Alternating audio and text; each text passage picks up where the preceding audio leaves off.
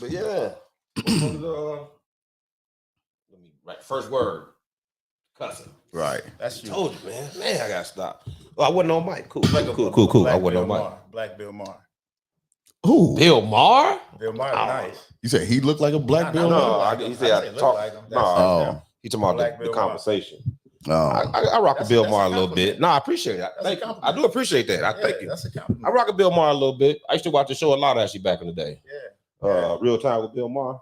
Yeah. I used to rock with that a lot. But no, the people, they're not happy with the Rihanna cover. Joe, they saying, you know, I'm assuming it's not just the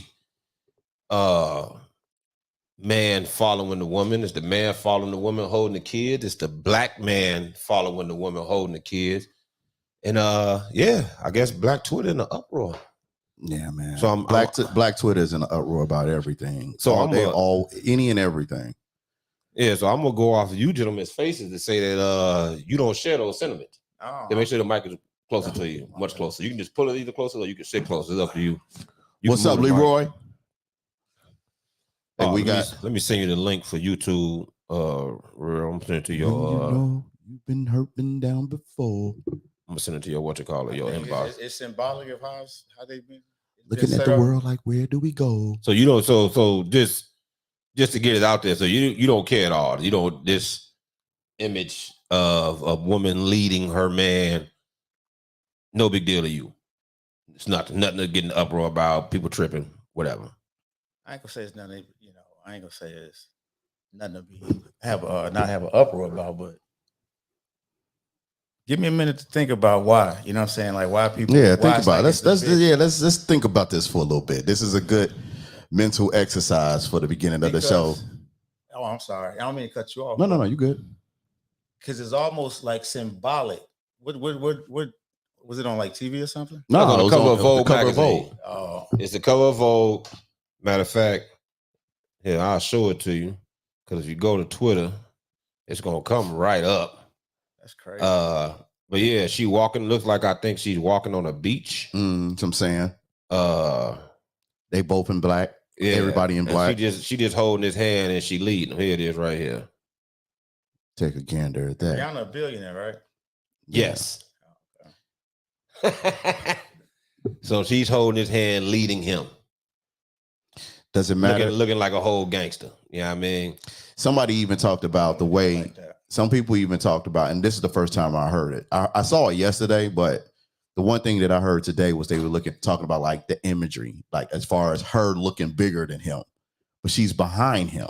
No, she's in front of him. I'm sorry. Yeah, she's in front of him. Hey, but they're a family, so it don't matter. Exactly. So I see what you're saying. Like, I see. So she's like enlarged, or like she's enlarged because of the angle. It makes her look like she's bigger than him.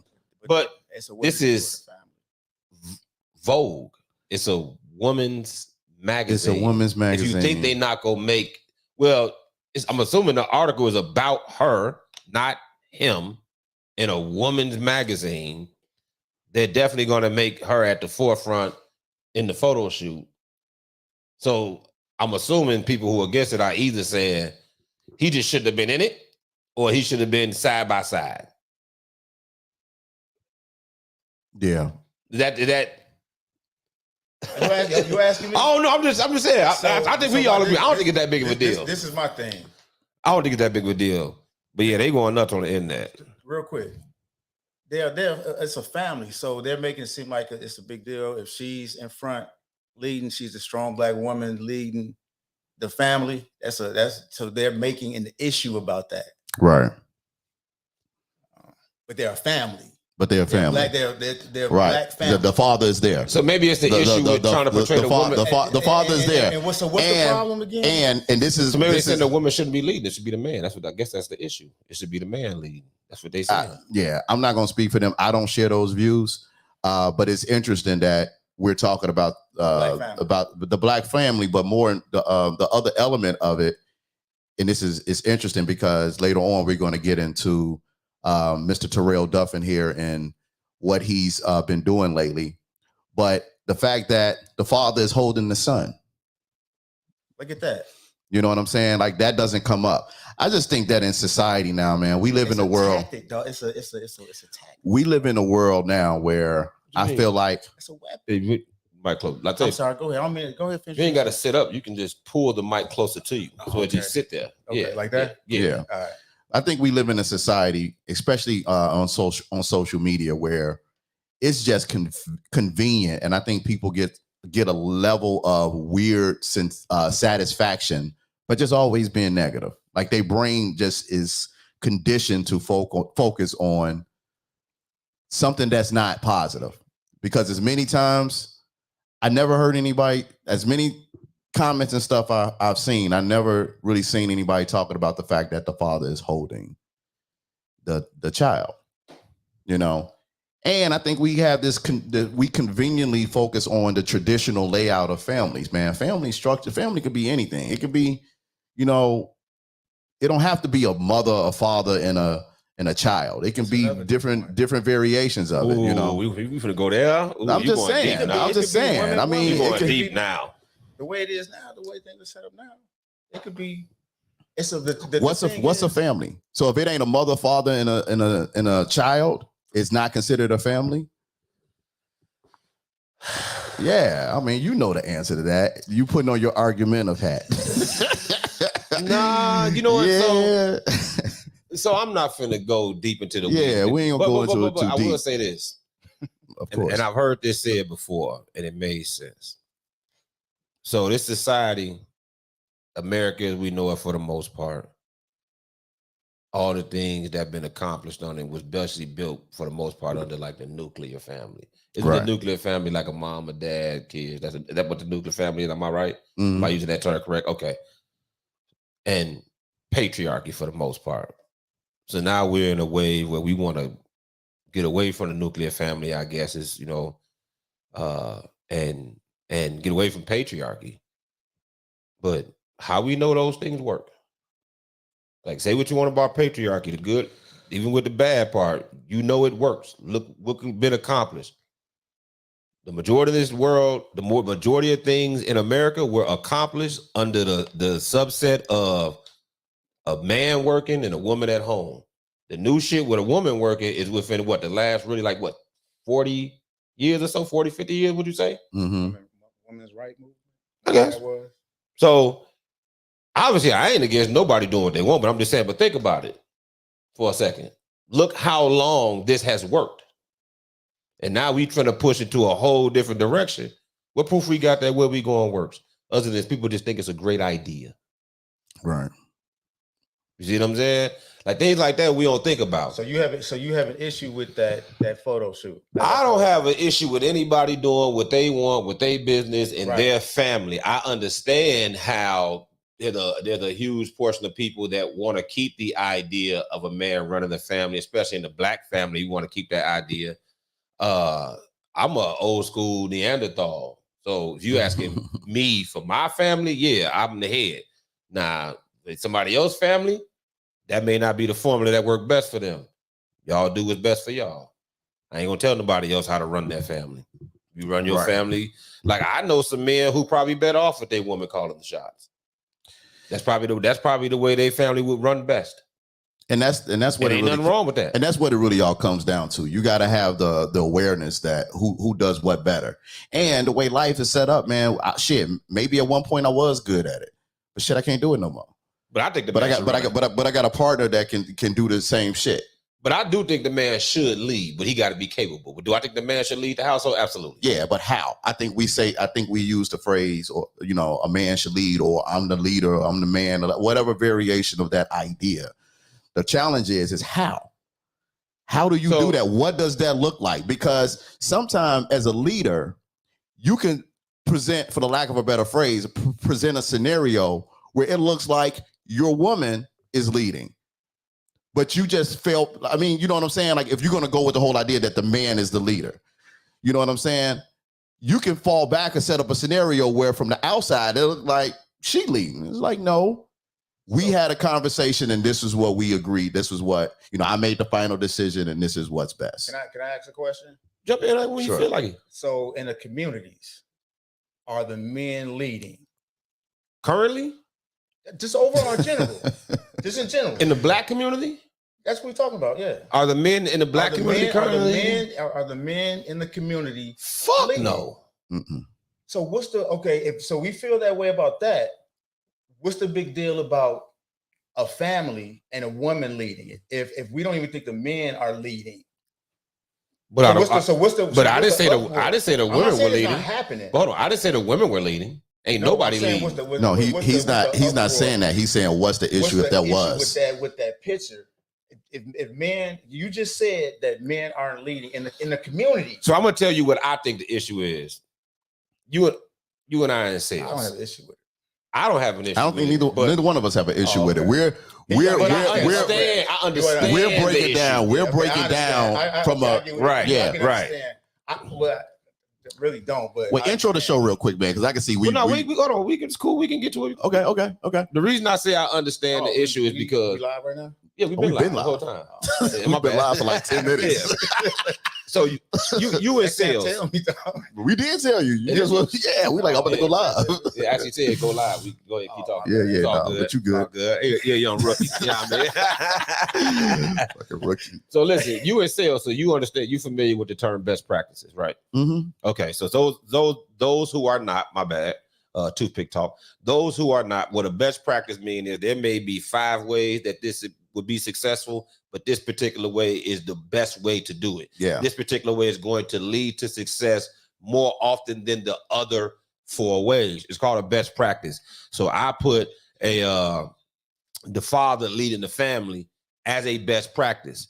So there's a huge belief that the destruction of the black family is being pushed in media, with the community and women being pushed to the forefront.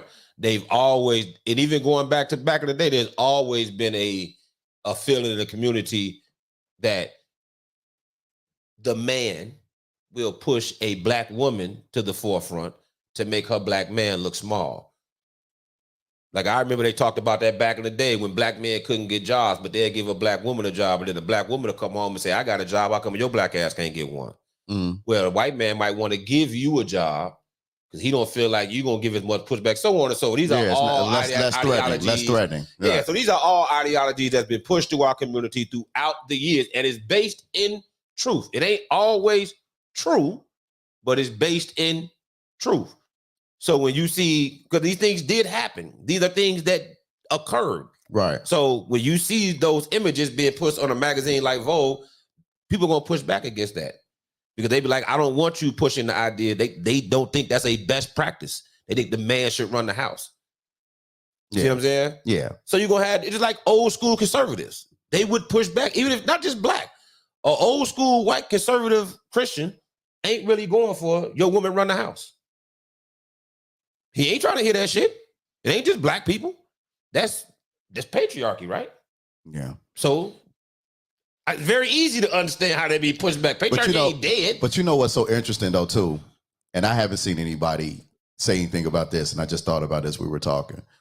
You look at that image, and people will form an opinion, and I think that's human nature. You see something, your brain automatically forms an opinion, right? But you know what people probably won't do? Read the damn article. And if you read the article, it probably lines up with Women's Magazine. I'm just saying, like if you want to, yeah, but it's a women's magazine, but it's a women's magazine. The article and what they talk about is not targeted to men. I get it, but neither is the magazine overall, but we're commenting on the cover, which is part of the magazine. So if you're going to form an opinion on that, okay, that's cool. But you form an opinion from a place of ignorance. So the cover don't always got to go with the article. Listen, Maybe when no. Hold on. As a former journalist, I guarantee you, when they sat in that editing room, they put that image based off the story. And if you know a little bit about what's going on with Rihanna, she had the child, she's with child now. She hasn't been, working, or she hasn't been making any songs, she hasn't been in the limelight. And a lot of people probably don't even know who her child's father is. I mean, yes, he's very famous. Our circles do, but other people probably do not. That's part of the story. Okay. He ain't the story. He's a reference point to the story. Right. That's legit. So if you read the article, if people choose to read the article, the people that have the issues with the cover, You're gonna make the cover more. It'll party connect. It'll party connect. Okay, it definitely would party connect. Maybe. Yeah. Would you have taken that picture if you were him? Would you have done that? You said what? Would you have done that? If Rihanna's my wife? Mm-hmm. Absolutely. Why? Because you're a billionaire? Now, I would have been kissing the baby. Now, I would have had a different pose. I would have been like, no. So what if she's not a billionaire? Not even so much that she's a millionaire, but it's. See, that's why You wouldn't? No, I'm not answer first. I'll get to it. No, not necessarily because she's a billionaire, but she's my wife who's doing something. She's on the cover of Vogue. So yeah, I would support that. To me, the way my manhood is set up, that's not being compromised by my woman, me being in a picture of my woman being, I identify for her for what she's doing, for who she is, for this achievement, for her being relevant in her field right now, especially this field. It's a tough field. Like a lot of people don't last as long as Rihanna has. And I think she's been off the market for so long that at the Super Bowl, I'm like, damn, that was her song. Damn, that was her song. Man, that was the joint. I forgot all about that. And people will do that. So that's why that's also important. Would I do it? Yeah, I wouldn't. Yeah. I know I run my house, so I wouldn't care. I don't really care about outside opinion like that. Right. I think all three of us is pretty secure. I don't care how much money my woman make. I run the house. This is the energy that I carry. This is how I am. For instance, and I'll intro the show after this, but I got a question for you two gentlemen. And I've asked this question a bunch of times. So when they talk about who run the house, right? I know a lot of people be like, it's 50-50. We both make decisions. So I always ask this question. So answer the question within the specific parameters that I'm asking it. Within the parameters. Right. Because I'm asking a very specific question because I'm trying to get to something. And I'm getting better at trying to identify when you do this because I realize because because you know what I just thought about? What? When you do that shit, it's almost like if I'm a lawyer, I'm coaching my witness to answer the question and nothing but the question. Don't give me any more, even if you think it's going to help it, because it may not. But I just don't want you going outside of it, adding extra sauce. It don't need no sauce. But some of those questions you be asking be bullshit. I think people be trying to duck the question so that they start adding other stuff to the question so that they can be right. Because they know if they answer the question, I don't want to give it to them. Yeah. I don't want to give it. Let me get to it. But you know what you do when you do that? What? You are treating people like proverbial sheep. You are trying to guide them to the answer that you want them to say. No, usually I think I'll be catching people up on something. So I'll ask them a question. Knowing you're right. That was a bad analogy. Because listen, fuck the sheep. I'll trap you. It was a big question. This is what I'll do. I'll trap you. I'll let you answer a bunch of questions, and then based on what you said, you do direct. I will follow the fuck up. Yeah, and now you just said this, and you just said this, and you just said this. So you know no. Stand on your shit. No. So you said you bought the bottle of beer at $2.45. you know you're the fuck up. I am a professional conversationalist. Society. Listen, I am a salesman. It's called what? Deductive reasoning. Yeah, that's a real. Wait, what is it? Deductive reasoning. I never heard of that. Really? Listen, I am a salesman. So even though I talk a lot, allegedly, I am a hell of a listener. Yeah. I pick up things quickly. Like I'm not when you talk, I really am listening. I may have a quick rebuttal, but I promise you, like I am listening to what you are saying. Now, the problem that people have with me sometimes is that I really key in on your words. So sometimes people be like, well, you know what I mean. I'm like, well, listen, no, that's not what you said. I'm big on that too. Yeah, you talking to me, goddamn it. Like, say we having a conversation. Don't give me all these little innuendos, and I'll say that shit. But anyway, let me get to my question because I ain't enjoyed the show yet. But whatever. Let me get to my question. Are you married? Yes, sir. Okay, I thought so. You in a relationship with? So cool. You and your girl. Mm-hmm. Well, hold on. First of all, are you both the type of gentleman that say you and your girl both run the house? It's 50-50, y'all that, or are you the type of say you the head of the household? Wait, no, this matters. Why? Just ask the question. Why does it? Okay, cool. Okay. This nigga trying to get people in trouble. Because I know. I plead the fifth. 1, 2, 3, fifth. Because I asked this question to people who say that they 50-50 in their house. That's the basis of this question. Me and my woman, 100. Yeah, that's bullshit. Anyway, we are. Yeah, we give 100%. We are. No, effort. you're not. Fuck out of We here. do. We give a 100% effort. Anyway, so this is the basis of the questions for people always saying, oh, it's 50-50. There is no head of the house. Nobody calls the shots. We both call the shots. So I'll be like, really? So I always ask this. If you have a scenario in which you have to make a decision, okay? You are on opposite sides of the decision. Sure. And these are the only two options. There is no compromise. It is this. Who makes the call? Or it is that. You everything else is equal. Knowledge on the subject, y'all equally passionate, y'all equally care, is equally important, all that shit that people like to throw in and try to change the scales. Who has the final say? Who has the final say? Who makes the fucking decision? Let's go here, rookie. No, go ahead, man. You No. Yeah, married man, yeah. Who makes the decision? Who makes the call? It depends. On what? All things being equal. See? He's stuck, So man. I feel like in the past, what I've done is I think I've done both. Where I've yielded and I've been like, hey, listen, based off A, B, C, and X, Y, and Z, this is what we're gonna go with. So you making the call? I've done both. I've done both. But I've also said, and this is within the same parameters of what you said, we both got different opinion. We on different end of the spectrum. But what I have also done is said, you know what? You seem like you have a stronger argument here, based off, like I have my position on it, but you have a stronger argument. And I am willing to, in that space, identify that. I haven't always been that way, but I've been to the point So where you said, so we're gonna go with you. We gonna go with that decision. But you know that's you making the call. I know. So that's what a leader does. That's what a leader does. So the answer is you're making the call. I'm making the call. Yes. Okay. You still not answering? You gonna waiver? See, I'm with Lim. I'm making the call, but the call might be we going with you. Yeah. You going with your decision. You take the lead. Like, to me, you got to be a smart enough leader to recognize when she might. So I just asked that question just to see. Yeah. But I always tell you got to be smart enough to know when your lady might have the level of expertise. You might need to fall back and let her run the point on this one. You know where? But as a smart leader, you got to identify. You got to be able to identify. Like, man, that. hey, listen, talk to my wife. Yeah. She handling this. A rock and roll. You let your woman make the call? Yeah.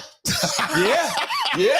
Fuck yeah. Because cats will try to pull that. I got a capable fucking woman. Right. She know more than me about this shit. Part. Matter of fact, if you say that to me, if you selling me something, you just lost that sale. Tell your man to come over here. Right. Next. You just fucked up.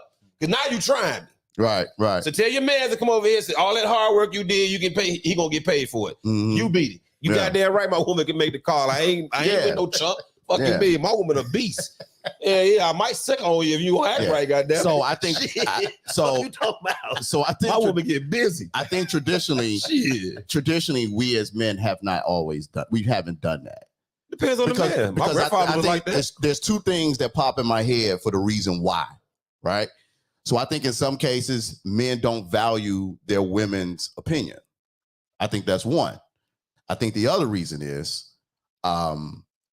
ego. You think so? Absolutely.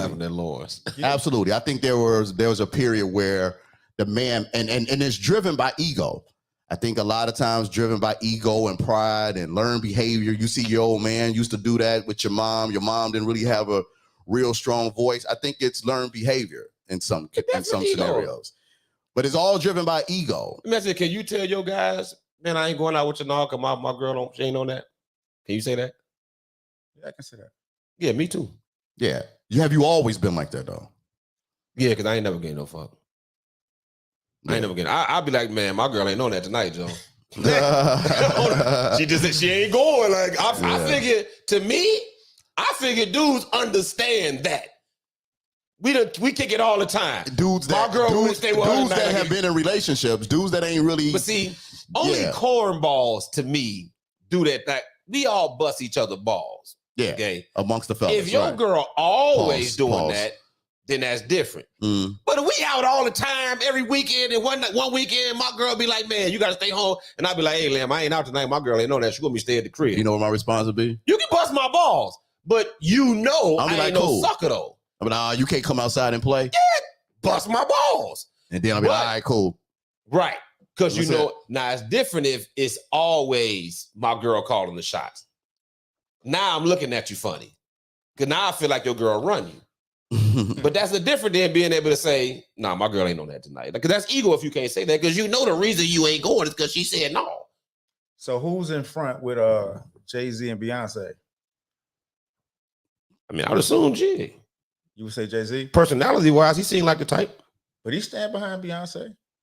Man, they probably on the same thing, man. If you talk supporter, yeah. I mean, he probably. I'm talking about just for the image. You know what I'm saying? But for the image, nobody questioned that. Like how you do to Rihanna. I mean, he support her project. She support him. So that was Jay-Z. They got a partnership on the surface. Jay-Z and Beyonce on that cover. Would it be? And it was Jay back there holding their babies, and that was Beyonce.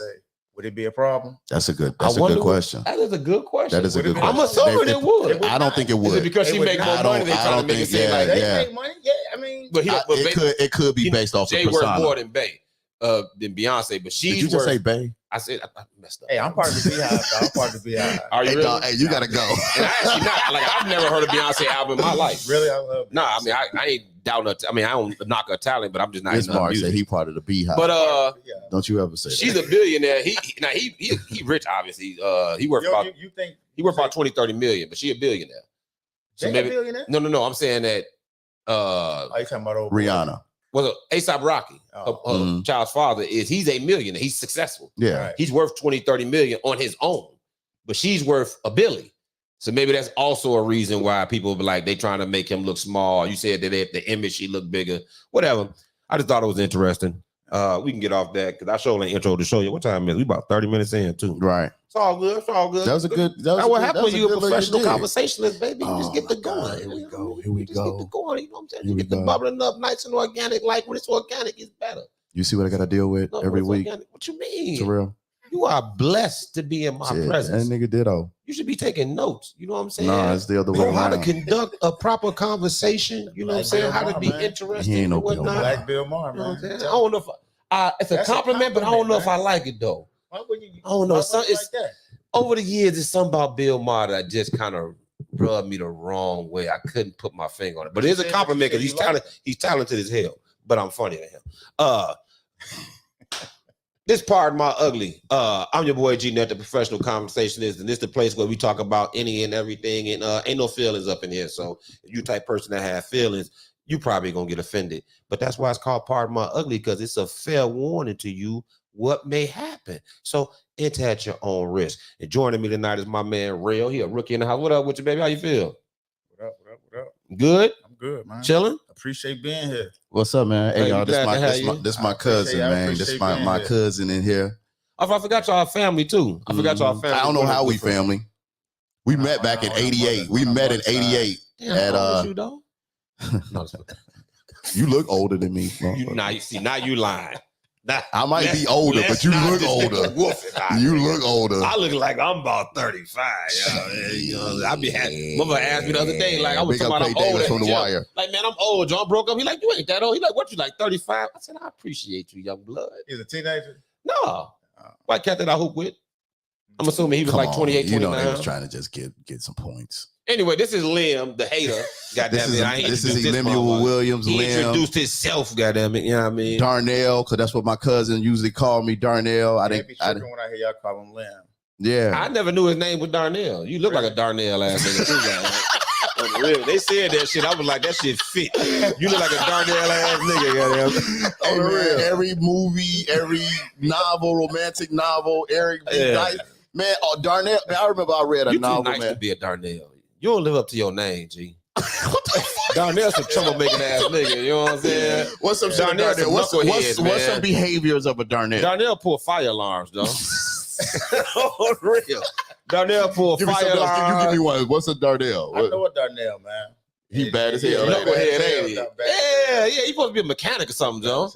Damn. Yeah, like an alley mechanic. You supposed to be a good ass alley mechanic. Mr. Don't you know no good. A handyman. You know what I'm saying? Like you ain't supposed to have no steady gig, but somehow you got a house though. That's crazy. No, nobody know how. I got a house, a career, and all that. No, you ain't got no career. You got a house though. No, I got a career, man. Yeah, the handyman. That's what I'm saying. No, you talking about you in real life. Oh, yeah. I thought you meant the Darnell persona. Oh, you talking? Okay, my bad. Maybe Yeah. I missed that. Okay. Yeah. I ain't even mean to shit on Darnell. Ain't there some good Darnells in the world? What's some famous I don't know. What name? What's a famous Darnell? Ain't one. Dude, I don't know. See, we gonna Google what the shows are. We gonna When Google. you name your child Darnell, you overachieving. Dude, man, whatever. Only because we live, I would leave your ass saying it. Hey, look at you, rookie. That's actually my father's friend, so we gotta be easy. R.I.P. to my father. Man, unless it's Jesus, cut it off. If it was, we Jesus, on the show. I might not answer if it was Jesus. He might not hear what I have to say. Right. But anyway, before we go down that road, goddamn it. And we actually have somebody accomplished here for once, not just one of our hooligan friends. We got a young author in y'all, the building. He said that y'all hooligans. I didn't say that. Come on, Joe. You hanging out with me. What else could you be?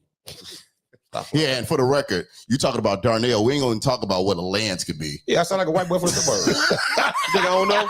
I sound like an extra. We don't Falcon really talk crash. about what a Lance could be doing in this. Yeah, that's like an extra Falcon crash. What's your middle name? Huh? Aaron. You gonna spit on my man publication? This is published.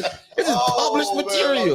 Lance Dude, that wasn't no regular like spit. Like that was just a had stored up. Wow. You might want to get some disinfectant for that, G. No, man. That shit landed somewhere. Yeah. That shit somewhere festering. Yeah, my apologies. That probably don't look good on social Lance media. Aaron, is that bad, G? Aaron. Is that bad? Yes. Don't sound bad. Don't sound bad to me. Let's that bad, Lance Aaron. I think Aaron ain't that You bad. shop at J. Crew. Aaron by itself ain't that bad. J who? Crew, ain't that the name of that place? Listen, I know I got a white boy name. Yeah. And all the Lances in the movies be suckers, Joe. Suckers. I hate that shit, Joe. Hold on. One Terrence Howard a Lance in the movie. Yeah, the one we just got through talking about. Best man Morris Chestnut was Lance. Yes. Terrence Howard was a Lance in the movie too, I think. No, I don't remember. Nah. Anyway.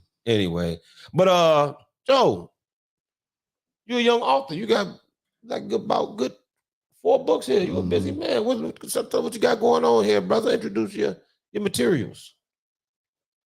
First of all, I appreciate, man, y'all having me on here, man, because I like y'all show. Absolutely. I watch y'all all the time, man. So I appreciate this. I was kind of excited to come. Hey, I appreciate it, brother. And I see how y'all put it together, man. That's impressive. I just want to say, man, y'all got something special here. Salute. Thank you. People doing what you're doing. But me, on the other hand, I'm a upcoming author. That's what I'm gonna claim myself to be. Wrote a couple books. The one you got in your hand right now is a novel called While the Blood Runs Warm. Have you read it yet? Put his ass on the spot. So that's a no. Put his ass on the spot. That's a no. I have started reading it. What page you got to? Ain't none of your business, man. Y'all getting off the subject. On the forward. So look, I'm gonna put him on the spot. So you're gonna take this time to put me on the spot instead of talking about your product where you could be selling. I like his energy. I like his energy. Right back to it. Okay. Pardon is ugly, goddamn it. Get to it. I want him to read the book. Yeah. How long I've been asking you to read? Years. Friend. Years. Family. If that was your people, you would have wrote. He speak highly of you too.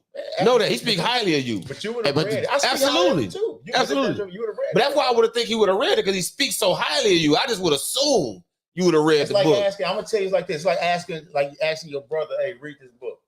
Yeah. Because he like a brother to you, right? We like brothers?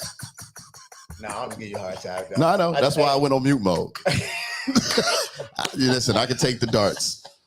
But you're right. Taking the darts. You're right. Along You're with right. the darts. That ain't You're taking right. the darts. No, you supposed to play along. That ain't taking the darts. I'm supposed to comment. You supposed to play along. Okay. I just want you to read it. I just want you to read it. No. That's it. I wasn't trying to put What else you got over here though? Because I see you got more than one. Then I got so that's a novel, real good read. Then I got 2 children. Oh, this where it landed too. This how COVID got spread. This where it landed. I'm dead serious. This where it landed. What you mean? You talking about there you go. Please go wash your hand. I know you want this one back. No, that's my book. No, that's yours. The novel was mine. Yeah. Nah, but y'all shut up. You got any kids? Not that age That's how level. What's the age? What's the age level started for these books? Those are like some maybe up to like 5 years old, 6 years old, 6 years. Let me check out one. We So got, y'all probably can't see it from far off. So this one is called it's "Help My Dad Lost My Golf Ball Again." So it's help. It's help my dad lost his golf ball. The one you got in your hand is help my dad lost his golf ball again. Oh, part 2. Okay, right. That's part 2 of it. So it's a series, and that's an activity book. So it's like a brand I'm trying to create. Black golfer too. Black golfers. So I like that. Black father with his black son. Is that what's on the shirt? Yeah, this is the kid. That's the character. That's cool. I just noticed on the shirt. Yeah. Mm-hmm. What's his name? Anderson. That's my son who passed away. You probably didn't consider Darnell, did you? Nah. No. Did you read who he said he is? Yeah, who's that again? Anderson is my he passed away when he was born. Oh, okay. So that's who he is on the book. That's dope. Yes. Salute to your son. So what inspired you to write? And this is what I was saying for anybody that was watching the show from the beginning. And we was talking about the Rihanna cover. This is what I meant when I was saying, nobody is. Well, I haven't heard the angle of the father holding the child. I mean, it's a lot of different images messages within the cover, but that was the one that I focused on also. How you know that's his child? He got blood tests? But that's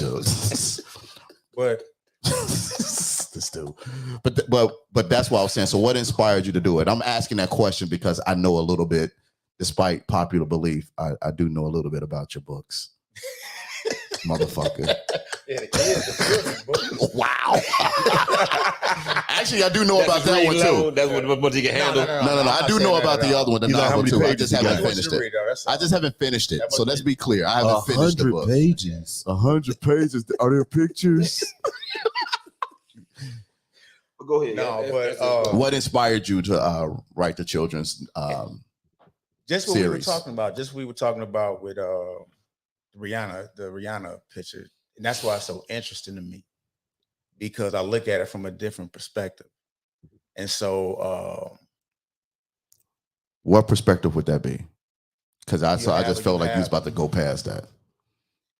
In our communities, one of the biggest issues, I think that's part of the infrastructure, is fatherless children. You have these men or women who keep them away, whatever the reason is. It's affecting these kids, right? And my focus is the boys, because the men, to your point, are such the leaders, the doers, we're the protectors, we're the providers. They take that away from these kids, and these kids run off and listen to this music. They out in the streets, they doing all this stuff, and they're losing their minds. So my focus is on black child, black son with his black father. I know that the black daughter is important. I get all that, but my focus is the black son with the black father. If you follow me on TikTok, you can follow me on Instagram. I'm on Facebook. I follow y'all. What's your TikTok name? Give me your TikTok name. My TikTok is T Duffin the author. I'm on Instagram, same thing. But so when I see that picture, that doesn't even come to my mind. I understand people thinking that. I understand it, but it doesn't come to my mind, because what I see is a black family. What has been destroyed. No, I'm good. Okay. That's been destroyed. Mm-hmm. So that's what I see. Right. So it's almost like it's a weapon to whatever it may be. Maybe the magazine, maybe it's blowing up on social media, whatever the method is, it's using to attack a black family. Period. Yep. You know what I'm saying? And they'll do anything to destroy that. And we fall into it sometimes. You know what I'm saying? We fall into it. So I didn't see that. Right. I see, like, to your point, I see a black father holding his black son, and a billionaire woman who's holding it down. She's, hey, y'all, I got y'all. Like the queen on the chessboard. Who's the most powerful piece on the chessboard? I don't know chess like that, but I know it's the queen. It's the queen. Mm. Right. The most powerful, but you're protecting the king. Everybody's protecting the king. The goal of a chess game is to protect the king, but the queen is the most powerful. So I don't see it like that. So anyway, I kind of got on a tangent. No, I'm glad you did. because that leads us into perfect segue into our first subject, talking about parenting and the destruction of the black family. So I had, well, I don't know if y'all saw this. There's been a couple different incidents in regards to women who have a provocative public persona and their children. So one of them was Amber Rose, and she said, I think it was some kids were saying something to her son about, their mother and how she be showing herself on various media. Platforms. Right, multiple platforms. And her son said something to the effect of, you should let women do what they want with their bodies, which is fine, whatever. Who said that? Her son. I don't believe he said this. This was what she said he said, but I don't believe that was his response because I know kids. And if that's your response when they roasting your mama, now they finna roast your ass some more. Right. That's like, and I don't believe no child had, like that person said she told him to say, and then he got his ass roasted more and probably beat the fuck up after he said that goof ass shit. But anyway, Joe, I was thinking about it, right? How old is he? Roughly? I don't know. He's probably like 8 or 9 or something like that. But like I said, we know kids. Grade school. I roasted people. I roast people. If you getting roasted about your mama out here showing whatever to everybody, and your response is let women do what they want with their bodies, we finna roast them. We finna destroy your ass. Like, come on, fam. You begging for it now, G. Really, like, come on. I got about 10 jokes in my head right now. Let me go first. Right, let me go. Like, you're gonna be fighting for it, goddamn. This goof ass mama. Anyway, but I thought about an interesting subject. I think we kind of brushed on a little bit last week. But Joe, all these women out here doing social media and half naked on Instagram and so on and so forth. Hey, y'all do what y'all want. I ain't judging y'all. This ain't what this conversation about. The question is the impact on these women's children, where they go to school now and kids as young as 6, 7, 8 years old have the internet, and it may not be restricted. And now they get to see your mama busting it wide open, and these your classmates. So can you think about the impact on them kids? So how would you feel if your mama was busting it wide? It's like I told you, OnlyFans. Wait, this ain't the question. You ain't asking. Yes. Yeah. So you know how many? Hold on. Yeah, I don't know about that. Joe, listen. So you want me to entertain my mama busting it open how I would feel? Yes. What the fuck? Yes. You Joe, listen. Pass. Listen. Think about how many kids. Think about how many women you see on the internet on a daily basis, from nude to semi-nude, twerking, doing all type of shit. They got kids, Joe. Yeah, but and they kids in school. But hold on, this how mama get her money. This how mama put food on the table. Okay, we got this. So what's the question? I asked the question, Joe. How do you think these kids feel? Maybe better yet, how would you as a parent handle that? What if you? Let's do it like this. You the dad. I ain't got no kids. But you ain't with the mom. Because if you with the mom and you letting, that's a whole different conversation. Yeah, that's a whole other conversation. Let your girl bust it wide open. Yeah. So you gonna let her? No, I'm saying let her. I don't give a fuck what you're talking about. And the reason I say, I hate when women do that bullshit too. Yes, it's let her, because you can't be with me if you doing that. Okay. So that means she can do what she want, but she can't do it and be with me. Okay, so the question is, how would you feel if your child's mother was doing that? Yeah. She on the internet, she and I not together. Yeah, but it's affecting your child now. Like your son coming to you like, Daddy, it'll probably just be like any other thing. If it's not the best situation for the kid, then the kid may need to come and be with me. But what she's doing, I can't make her stop. You wouldn't have a conversation with her? Oh, duh. Of course I would have a conversation, but that don't mean that she's going to kidnap. No, I'm not going to kidnap either, because that's going to kill my chances. Because it's, in my mind, with somebody that doesn't have a child, I'm thinking like, what is really about what's the best situation for the kid. Can you imagine that shit though, G?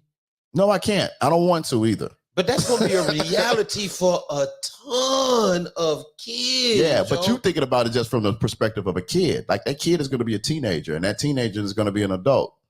So it's one of those things. And they're going to be getting that for years, especially when you got a mama who on OnlyFans, and that shit get leaked out. So you've clearly seen some scenarios like this, right? Well, it may so be- what? So I'm asking you, and maybe you don't know the answer to this, and if you've heard it, Terrell, you can chime in too, obviously. But what are the women saying? Have you ever heard like, well, I don't know. okay, because I would be curious to know what they're saying. So if you and here's what I mean: you present the scenario of your job, your occupation, what you're doing, your lifestyle is making it challenging for your child. Yeah, come on. Or it could because we don't know if it is or isn't. We don't know. Well, the reason that I said it probably we're making the assumption that it is. You don't think it is? I think it is, You but remember you was a kid? it might be some. Huh? You remember you was a kid? Yeah. And what you would do? What you would do if you was able to bring up one of your classmates' mama on your phone and she got ass and titties out, she twerking and doing all this shit, especially if she doing news. You know what's funny? Or giving head something like that, and you can see it, and then in your class, hey, you know what's you ain't funny? saying nothing. What? Come you made kids is terrible. Hey, you know what's funny about this scenario? You know what's funny about this scenario? Peep this. You know what's funny about this scenario? I had a friend named Aaron. If y'all was on the show earlier, you know why that's funny. His mama was a stripper. His mama had a fatty. Oh, and all my whole crew used to like always want to go over there. And he better hope Aaron ain't watching the show. No. We had a knock on the door. I ain't here. Nah, we talking about grade school. Long time ago. Fuck you talking about the ring? You had a flashback. No. But what I'm saying is, and from what I remember, Aaron was small. I would have whooped Aaron ass. Oh, here we go. Come on now. Small, no when I was a shorty, I had them things. I had them hands when I was a shorty. I can't wait till you see Aaron. That motherfucker been lifting weights for 15 years, waiting to bump into one of you motherfuckers. Whatever. Well, you find out that you didn't notice, but all this time he been this one by one taking out all your classmates. Oh, like a movie. You got a hit list for what y'all did about his mama. Like, Steve is gone. This motherfucker always tell my mama got a fat ass. I got your fat ass right here. Where the fuck is Darnell? Where is Darnell? I gotta find Darnell Emmanuel. Start getting text messages like, hey, you heard what happened to Johnny, man? Right. We trying to piece together what's going on. It's a theme here. Shit. But anyway, no, his mom was bad, and everybody used to always want to go over there. And he thought like our whole little crew used to go over there all the time. He did have a basketball reel. Oh, no, for the real, huh? No. Everybody. And you wonder why I asked this topic? Y'all going over there just to look at his mama ass. No, it was other stuff. There, they got their motherfucking twat wide open on the internet. And now you trying to go to class, and this motherfucker next to you. Your question, man. He asked your question right there. Yeah. Imagine you taking your test in class. You got to take your motherfucking final. Wait, hold on. The motherfucker next to you. So what y'all doing? Y'all got over there? No, we used to always check his mom out. But here's the thing: he never knew. He never knew until one time one of our guys made a comment. Yeah, that nigga knew all along. I don't think he really knew. I don't think he knew because if he did, he ain't know his mama had a fatty. Dude, I don't know. What'd he say? I mean, sure. And he see y'all looking at her. No. Man, he know he wasn't. He cool. never knew until it came out. What did it do? And we was like, yeah, man, your mom is kind of, and he was like pissed off, like ready to fight. Like, man, don't y'all be looking at my mama. And he was like, wouldn't you have been? You would have been ready to fight. I know how you feel about your mama too. Yeah, man, I ain't playing. Listen, here's the story. Dude, one of my closest friends in grade school, I ain't gonna say his name because he might be looking at it. And I whoop his ass today too. I've seen him. When the last time you had a fight? Oh man, when any of us had a fight, like college. Yeah, I did a few of them. Yeah, let me ask you this: when the last time you've been like hit? College, which was a long time. It don't feel the same. I'm sure it don't. And your reaction? No. Listen. I don't care if it's the equal amount of force and pressure. Getting hit when you in your 20s and getting hit when you in your 40s. Your skin a little more sensitive. Mm-hmm. Hurt a little more. Ooh-wee. Yeah. That shit hurt a little more. Yeah, I had a situation. Man. Yeah. One of my boys, like something happened in my house and he went back to school talking about it in the courtroom. And it was something that was it's a very serious family matter. And it just kind of jumped off randomly. And he just so happened to be there. This is one of my closest friends. I heard this Mark talking about it in the courtroom. Man, I pulled that Mark coat over his head and just gave him the bing, bing, bops. Man, it was so quick, and it was in. He was like, "Man, what's wrong with you?" I'm like, "Man, don't you be in here talking about my motherfucking family." Man, I lost my shit. You crying when you was fighting? When you was swinging? Look like motherfucking like Cuba Good Jr. Right. And Boys in the Hood. Nah, it wasn't that kind of. It wasn't that kind of frustration. Yeah, nah. But that's what I'm saying. Nah, so man. now, You now just with that heard scenario, you just heard him say something. Yeah. Imagine Yeah. you sitting in math class, you doing your motherfucking assignment, teacher put it on the board. While you over there, you see your classmates. No. Here you go. They passing the phone around. They over there laughing. And it's a picture of your mom. Hey, what's so funny? You want they got porn on now. This how terrible kids are. You want to see it? You sure you want to see it? Oh, then they show you. He don't want to see it. Here. You can see it too. You can see it too. And you pop it open, and it's moms getting busy.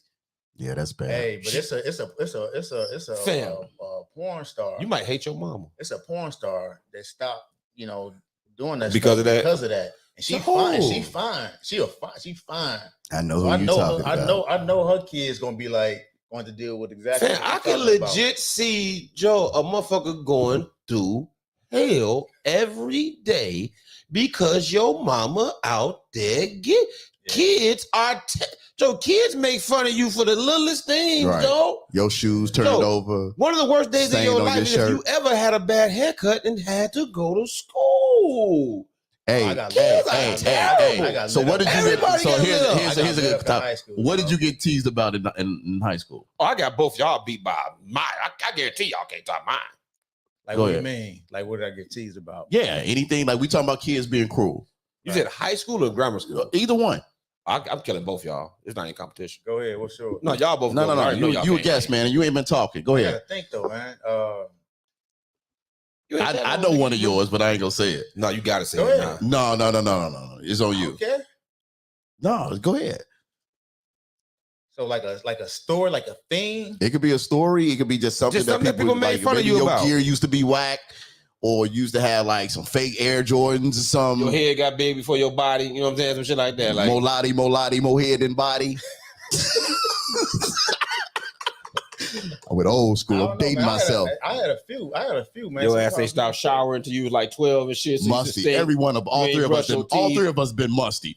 I think every little that boy might not went be through that something somebody got made fun of for on the regular. So you never got there was nothing you ever got teased for. There was nothing that people were known for making fun of you for. There was a few things. Okay, what are they? What are they? Just rattle them off. If it's so many, it's give us one or two. It's a one or two. I don't know. Wearing pro wings. I used to wear pro wings. Okay. Yeah. Okay. I had no pro wings, G. You never had no pro wings? Fuck no. From Payless? I had some British Knights. Oh, those pro wings. Those are higher than the motherfucking pro wings. Nah, British Knights was decent for a minute, G. I know British they were. Yeah, they were decent for a minute, G. I definitely. Oh, my bad. That was it. I had like this flight suit, man, that they used to say to all the time. The best you got. Did. No, I didn't. That white one, the white with the gray with the shit on the side. Yes, you did, motherfucker. No, I didn't. The best y'all got. I bet you in '88, and you was rocking that mug then. What you got made fun of, folks? The best y'all got is y'all gear. That ain't nothing. So I got my tooth knocked out in 6th grade. Oh, I think you told me about this. Yeah, Terrell remember because the shit was out for years. Let me just say years. So I went all through high school and the beginning part of college. But I didn't really get teased about that too much. You know what I'm saying? Like I didn't get teased about it. I think subconsciously that used to bother me. I don't know, man, because I was a jock, so I was an athlete. No, you were older. When you say the last time you got in a fight? Because you got in a fight. Remember? You were grown. You was like in your 20s. We like in our early 20s. Oh no, that wasn't you. That was you. That they was fighting. He was trying. That's when Dan and John got to it. No, me and Dan was about to fight. Y'all was about to fight. We was about to fight, and y'all was holding that mark out, man. Daniel got so mad, man.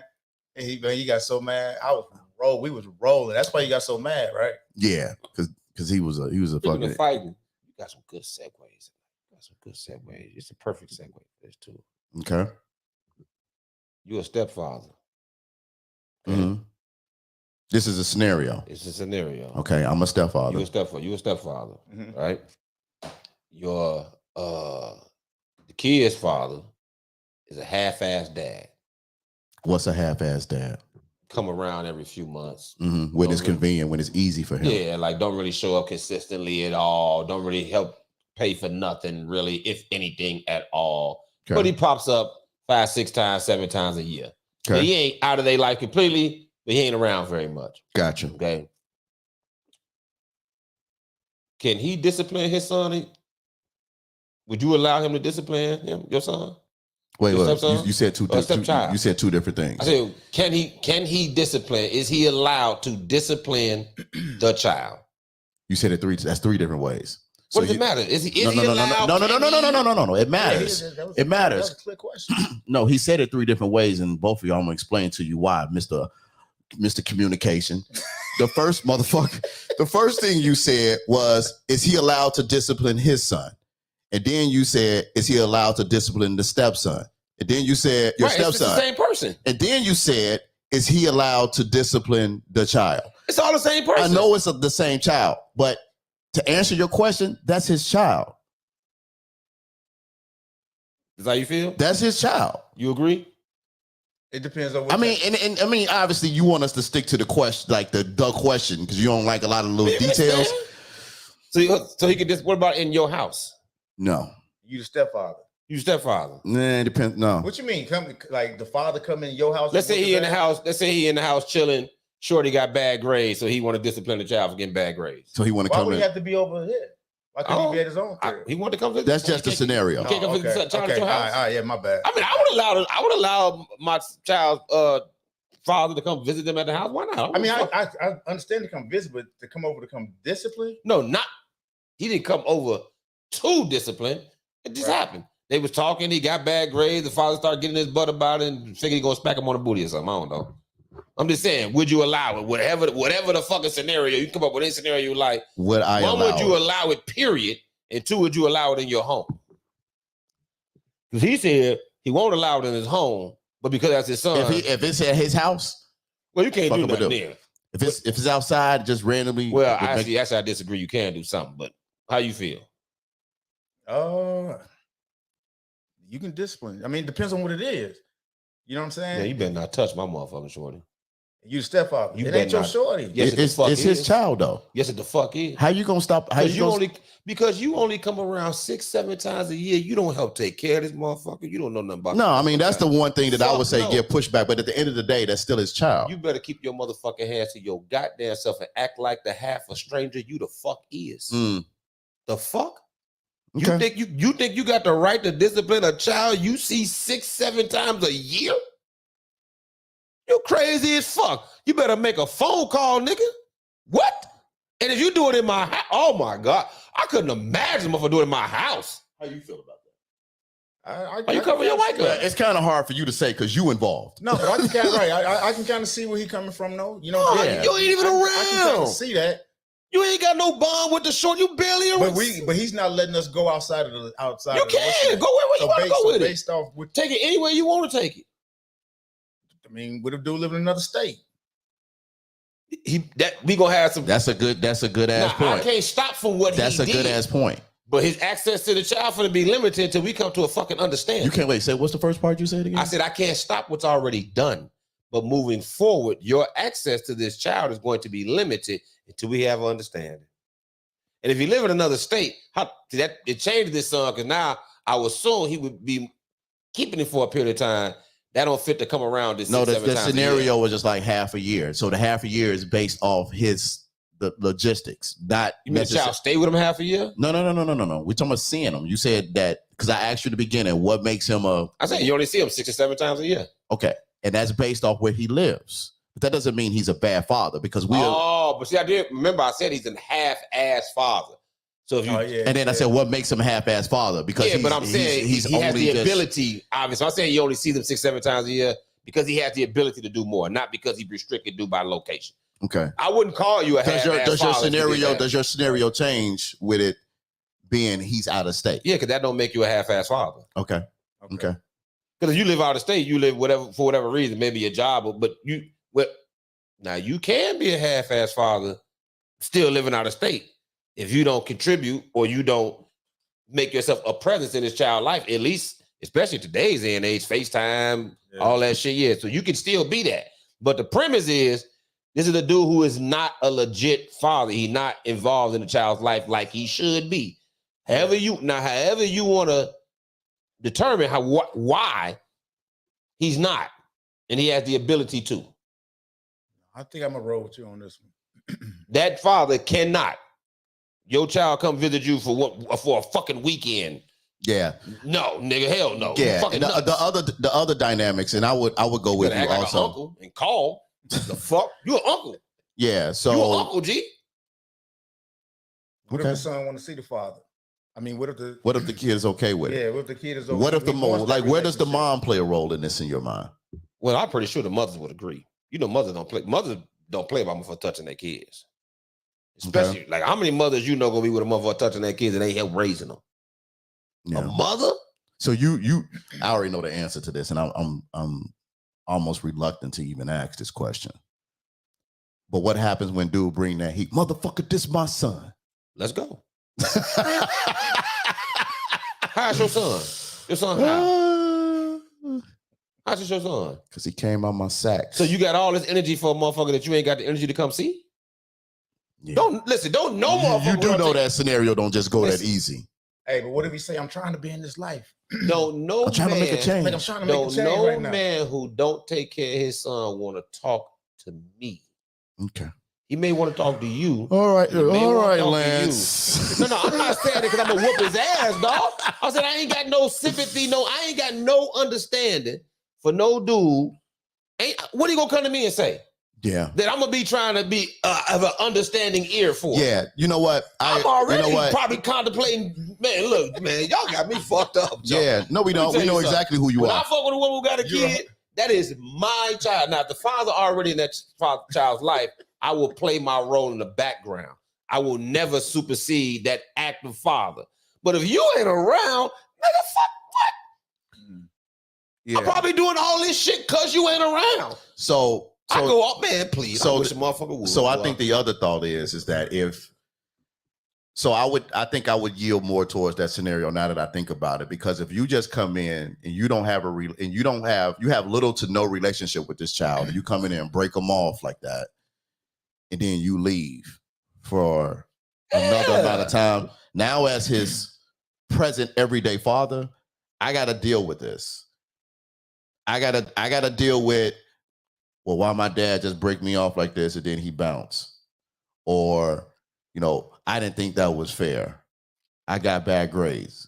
And I honestly, in my opinion, I don't have children, but I think my knee-jerk thought is if my kid get bad grades, I ain't about to break them off. Like that ain't enough. You gotta deal with whatever. But if you allow, like if you don't, in my mind, I'm like, me and the mom have to manage this or parent this action that you just came in reckless and broke the kid off. You got to manage whatever happens, and he ain't going to be there to deal with none of that shit. No. You can't do a goddamn thing. Based off the character of this person, I'm kind of leaning this you can't do nothing. Based off the character, based off the character. You ain't in this life. You ain't got to deal with none of the repercussions. Matter of fact, I got to deal with the repercussions of your just popping up every now and then. If you want to come talk, right? Just off GP. But you talking about coming to discipline. If he just coming to see him, that's different. No, I just said I didn't say he was coming to discipline. I just said he disciplined him. However it happens, maybe he just came to hang out and the child, while he's here, maybe the child did something he don't like.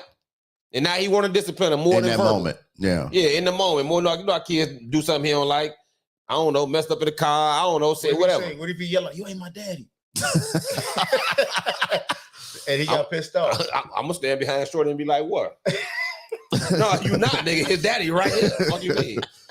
You not. Boy, that's such a bad scenario. No, it ain't for me. Shit. Let me tell you something. Listen, when I got a shorty, when I fuck with a chick who got a shorty, I treat her child like my child. Hey. Which means I got $2. You got two? So, but I'm involved in everything they do. Mm-hmm. So I have a stepson. Mm-hmm. I told my stepson the exact same thing I told my daughters. Whatever you do, I'm doing with you. I don't give a fuck whether it's football, basketball, the violin, ballet, art, music. I'm with you. I go all out for the shorties. If I got to do all of this, it's because you ain't here. Because if you was here, I would show my respect to you and play the secondary role because you handling business. I got you. You see what I'm saying? So I ain't got to be doing all this. I'm gonna be supportive of the shorty, but I'm gonna let dad be. He here. Yeah. He here, and I'm gonna welcome that. He should be here. So let me play the background. Let me show difference to the father at all times. But if you ain't here and I'm full-time father, it's the same as any other man as father. I can start trying to tell my daughters what to do. Nigga, who is you? Yeah. You don't run nothing. You ain't got to deal with nothing. You ain't got to handle nothing. You ain't got to fix nothing.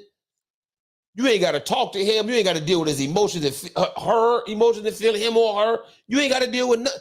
Even when you leave and have a good time with them, I got to deal with the fact that they can't have a good time with you until the next time you fucking show up. No, you can't do shit, nigga. You got no privileges but what we give you. And if you want some, be a real father. And that can change. Over time. Over time. And no gonna dictate that? Shorty. When Shorty want to fuck with you hard like that, and even then it's still some shit you got to ask. You can't take this little motherfucker nowhere. Yeah. You got to let us know where you going. Why he gotta be this little motherfucker? Man, no, come on. I'm playing. Yeah, I'm passionate about that shit because I can tell.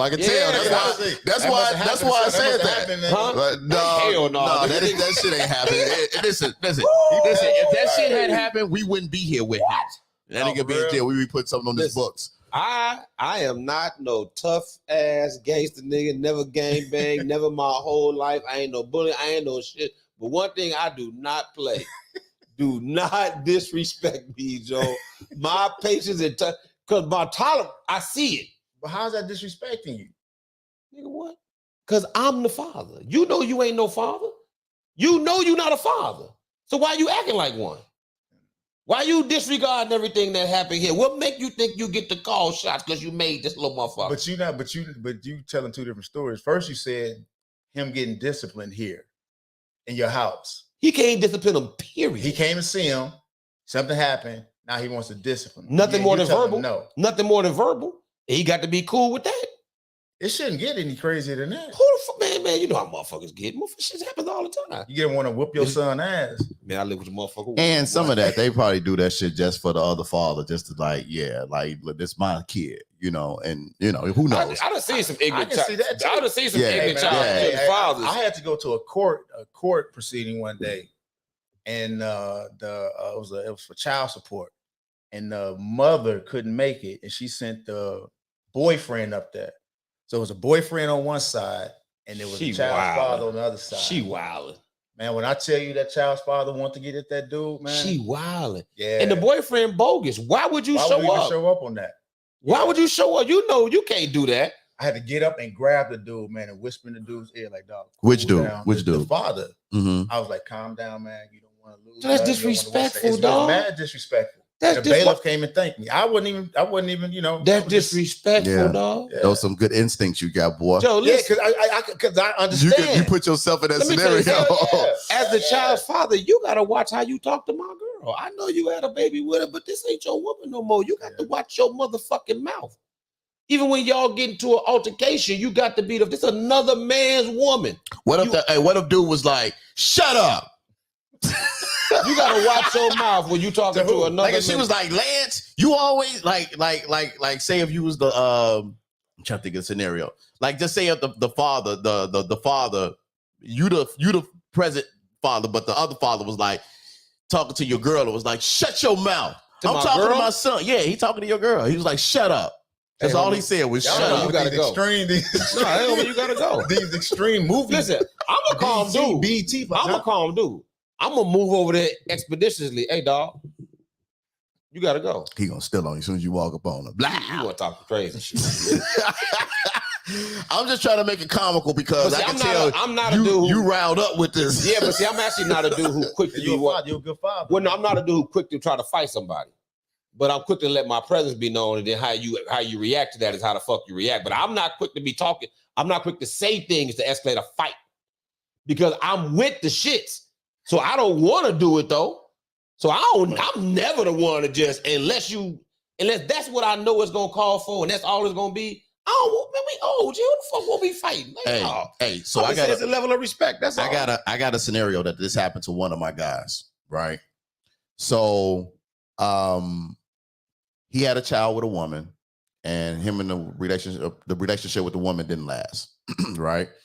So she gets remarried, right? And for what I understand, for the most part, the father is a pretty cool dude, right? Are you talking about the dude sitting right next to you? Are you telling my story, nigga? No. Yo, if you was actually doing that, hey, I'm listening. I'm like, dog, you get a little personal, mama. Dude, that would have been wild as hell. But no, I'm not telling your story. No. Nigga, I almost forgot what I was talking about. No, it's not your story, dog. I'm taking. You think I'll be taking? But it would be funny. So, damn, you always make me forget. So my boy, one of my guys, has a child with a woman. They not together. She got remarried. And like for the most part, the father is he a cool dude from what I understand, the stepdad, right? So one day my guy calls to talk to his son about something that was very serious. He called and the father picked up his phone, like his cell phone.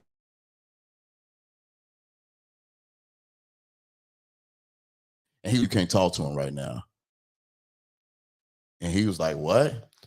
Now I understand something. Because stepdad told active father. Yes, active father, because that's important. Because this ain't like the scenario you gave. I'm hopping straight in my car. Oh, wait, let me finish the story, motherfucker.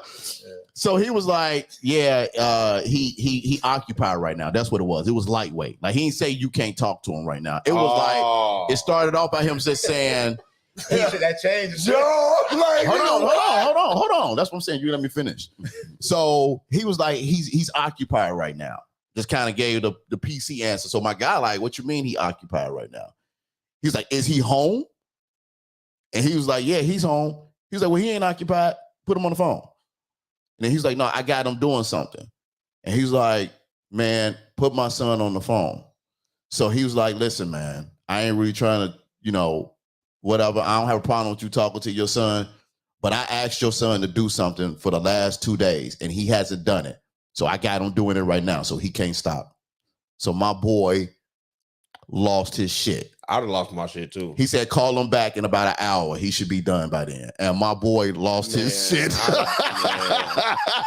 What would you have done? So I'll tell you, after y'all say what y'all would do, I would tell y'all what happened. I don't give a fuck if he helping Noah build the ark, nigga. When I tell you put my motherfucking son on the phone, huh? I don't know. When I tell you put my motherfucking son on the phone, that's exactly what the fuck I mean. Whatever he doing, he can stop and come speak to his father and then get back to doing what he doing. Right. And the fact that we're not even gonna have this, I'm on my way. So you, with the stepson living in your house, you've been asking him to paint or something. He's outside painting. You're gonna say, hold on, ain't gonna get stopped from painting. Come talk to your father. Absolutely. Hey, your daddy on the phone. Come holler at him. As soon as you get off the phone, get right back to fucking work. I got Goddamn right, you finna go talk to your what? I got you. What's even think about? Right. What do you do? What's your position? I would if I was who? Your boy? You the father. I would have went over there. Now, I don't know if I would have went over there. I'd called the mother first. I'd called the mother.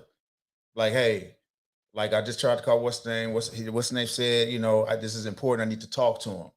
What would her response be?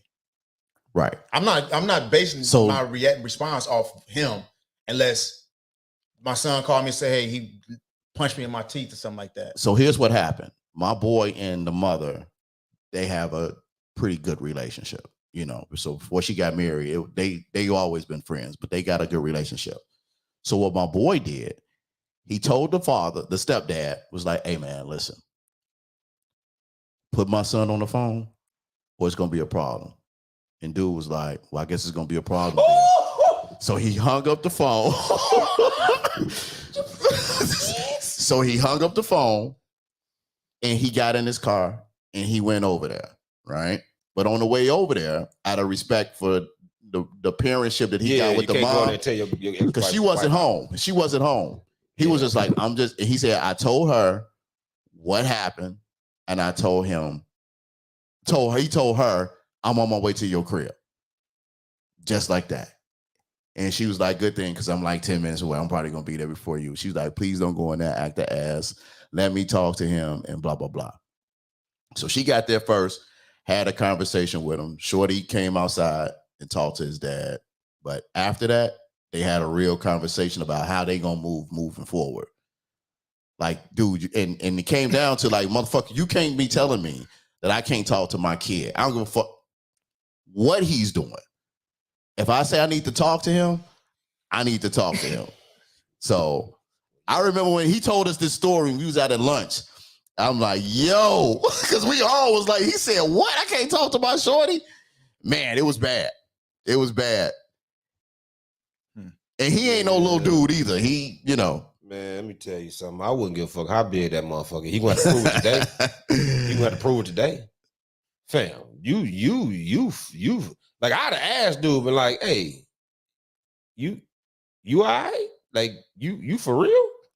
Like, you literally gonna sit here and tell me that I can't talk to my son because of a chore? What you gonna do? You gonna drive over chore? I'm probably gonna, if I gotta go listen to the mom, I'm gonna do what your boy did and say, hey, out of respect for you, talk to your husband in regards to this and have my son call me.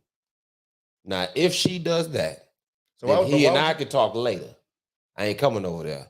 If she call her husband or get him right, and then my son calls me right away, you know, cool. We gonna talk later. But if she ain't on the same page, anything other than understand, because I ain't gonna call her going off, because she ain't did nothing. You know what I'm saying? But if she ain't understand, Joe, we got a problem. I mean, what you gonna do? What you mean? We got a problem. I'm going over there. You gonna kick the door in or something? No, hell Kick in the door, waving the 4-4. But hey, homie, come outside. Let's have a conversation. I ain't trying to beat the man up unless he take it there. But we got a problem. We need to have a conversation, dog. You need to come outside and have a conversation with me right now. Let's talk man to man. I've had these conversations with people where, so I was a dude, like I worked at, it was a dude at my job, right, who was known for stealing people's deals. He never stole one of mine until one day he did. So everybody else, I'd have seen it happen when he do it.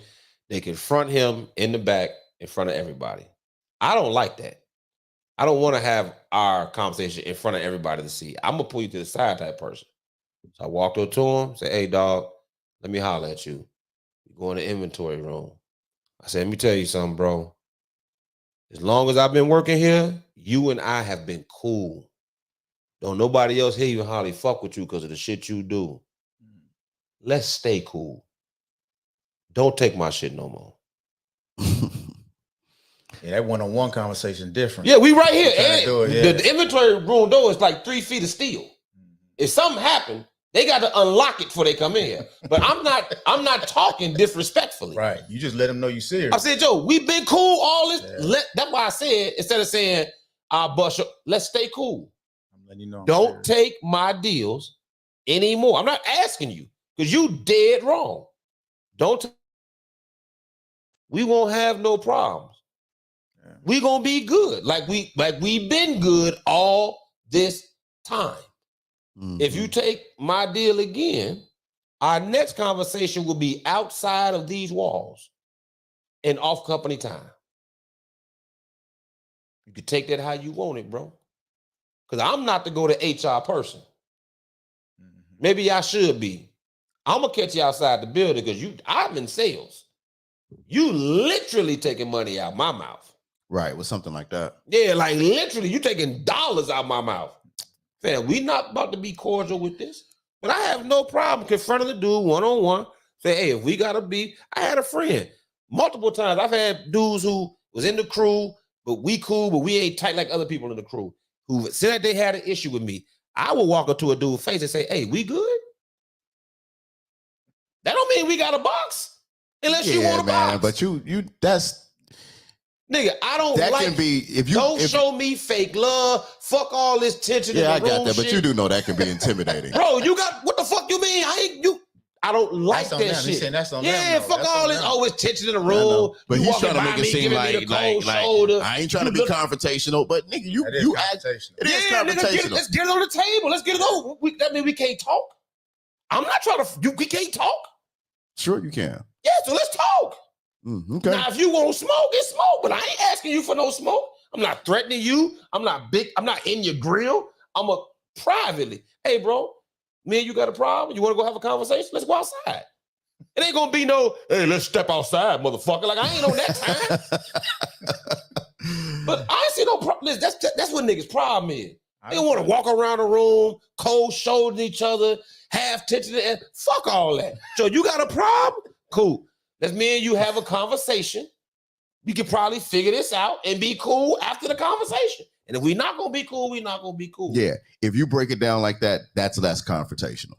I will get confrontation if that's what you want, but it don't have to be that. No, we got you. Like, I got a homie, kept testing me. He can't, I don't know why, Joe. He always got something smart to say. And you can tell the difference when it's a joke, when it's malicious. Now, we were talking about that not too long ago. Go ahead, finish your point, and then we go. Very simple. We talking about basketball. I done known this man since 2002. It's like 2014.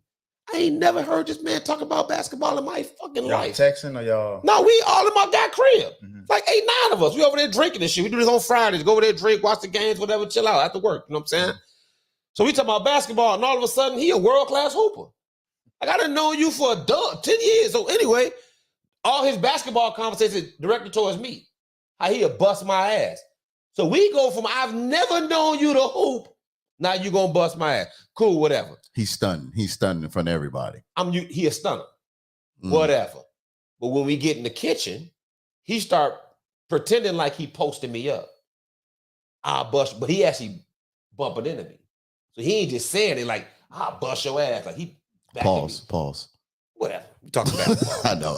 But you know what I'm saying? Like, but he hit me with his shoulder, like, right. But nah, I will admit, I thought he was strong.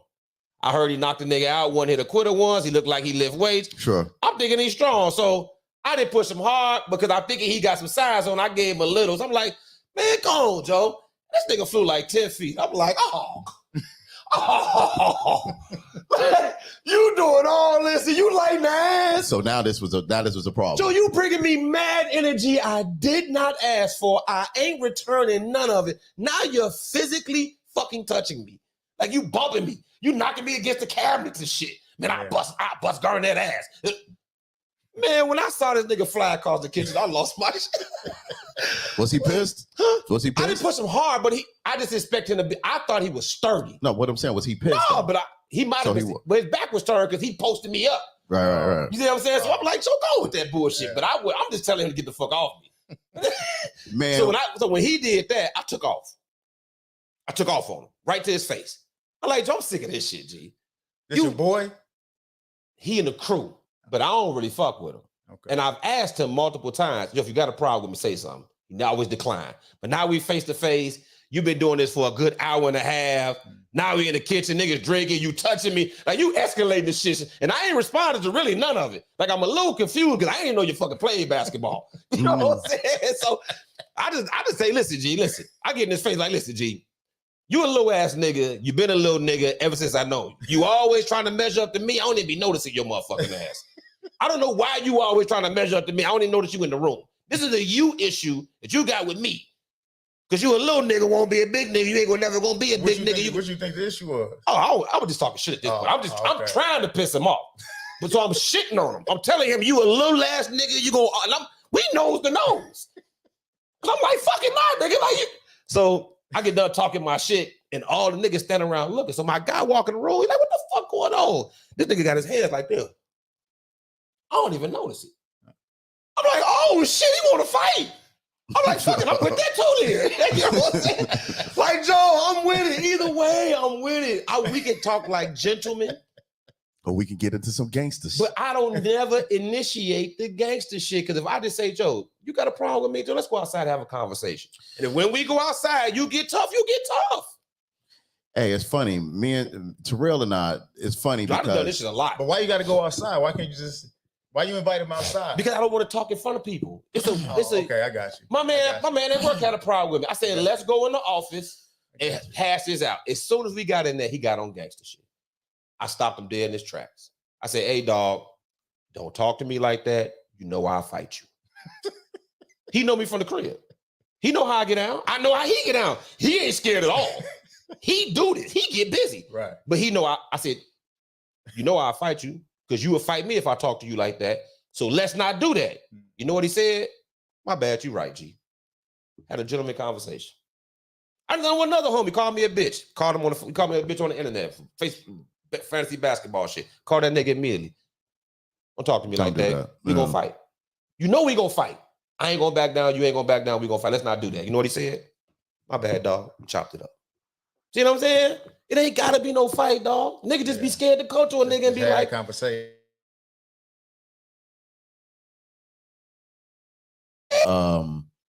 Like we got friends from like grade school and then high school, college. But as we get older, motherfuckers still be trying to like talk to you the same way. And you remember that conversation? Yeah. The shoe shine boy type shit. Yeah, it's just like exactly. Yeah, like you grow up, man, and then cats just still be talking and like the same way we did, like we was in high school. It's like, dude, I ain't that dude no more. Like, yeah. I never experienced that. No, I mean, I experienced it with one dude, and when I called him out on it, because he used to call me, like he used to, and this ain't like picking on you like we were talking about earlier, but it was one of those things with, I was raised by my mom and my grandmother, and they kept a tight leash on me when I was in grade school. So now I stopped hanging around with him like after like my second year in high school, and I went away to college and graduated or whatever. And then I see him as an adult, and this motherfucker is still talking to me like I'm Shirley and Manny's little boy. And I'm like, I know what you're talking about. Yeah, and I'm like, yo, my man, like you do know that was like decades ago, right? You know what I'm saying? Happened to me once. Yeah, and I'm like, what you on? And he was like, yeah, I just ain't seen you in a while. And I'm like, yeah, man, relax. Yeah, this ain't that, and back then, the other thing that he used to like tease me about, because I was like real shy. I was scared to like shoot my shot at girls. I would talk, but not shoot my shot. And then he's like, man, you ain't getting up on no hoe. You ain't got no women and this and that. I'm like, yeah, I ain't walking around with a bunch of women, but dude, you do know I'm not the same dude from St. Basil and Leo, right? You ever had to try to play you like that over a chick? If he did, I didn't notice. I had to try to play me like that over a chick. You had that before? No. Not that he didn't expect me to show up. Yeah. So he had to say it to my face. Oh, he was trying to play you towards the chick. No, so he was fucking with her roommate. But he found out for whatever reason that she know me. I don't know how my name came up. Mm-hmm. So he told a story about what happened when we was younger. But he sauced the fuck out that shit. Involving you? Yeah. So she come back on some silly shit thinking it's funny. Like, oh, I know something about you. And I'm like, no, we in college. She on some silly shit. And I'm like, what the fuck are you talking about? You got jumped. Like, jump? Like, hell no, that ain't. Right. Like, no, who told you that? I'm like, cause this is in Riverdale. Like, this ain't even from where I live, where my father lived. So I'm like, who the fuck told her this story? I know she don't live out there. So I'm like, who? Oh, so-and-so, her boyfriend came up here and he said, when y'all was back in like high school, him and his friends beat you up and took your bike. He was laughing about it. I said, oh, really? I said, let's go back to your dorm room with you. I want to see him. So I come in there and shit. Like, hey, what up, big homie? How you feel, Joe? Oh, hey, what's going on, Joe? I ain't seen you in a long time. Yeah. I like, yeah. So you took my bike, huh? You know what I'm saying? Like, we ain't finna do this. You took my bike? Man, yeah, you know what happened. I say, you tell him what happened? You tell him everything that happened? He said, yeah. I said, you tell him you brought my bike back? Oh, you ain't telling that part, huh? Because they didn't jump me. What happened was, it was three of us. Me, another dude knew in the neighborhood, and a dude that actually live out there for real, named Tommy. They let Tommy go because they all fuck with Tommy because he's from out there. Mm-hmm. They know me, but I ain't from out there. And dude new to the neighborhood. So they trying to take our bikes, right? Now we like 13, 14. It's like 8, 9 of them, maybe more, and it's dark. So one of them give me a muff on the head. Mm. Cool. I see what this is. Y'all can have a bite.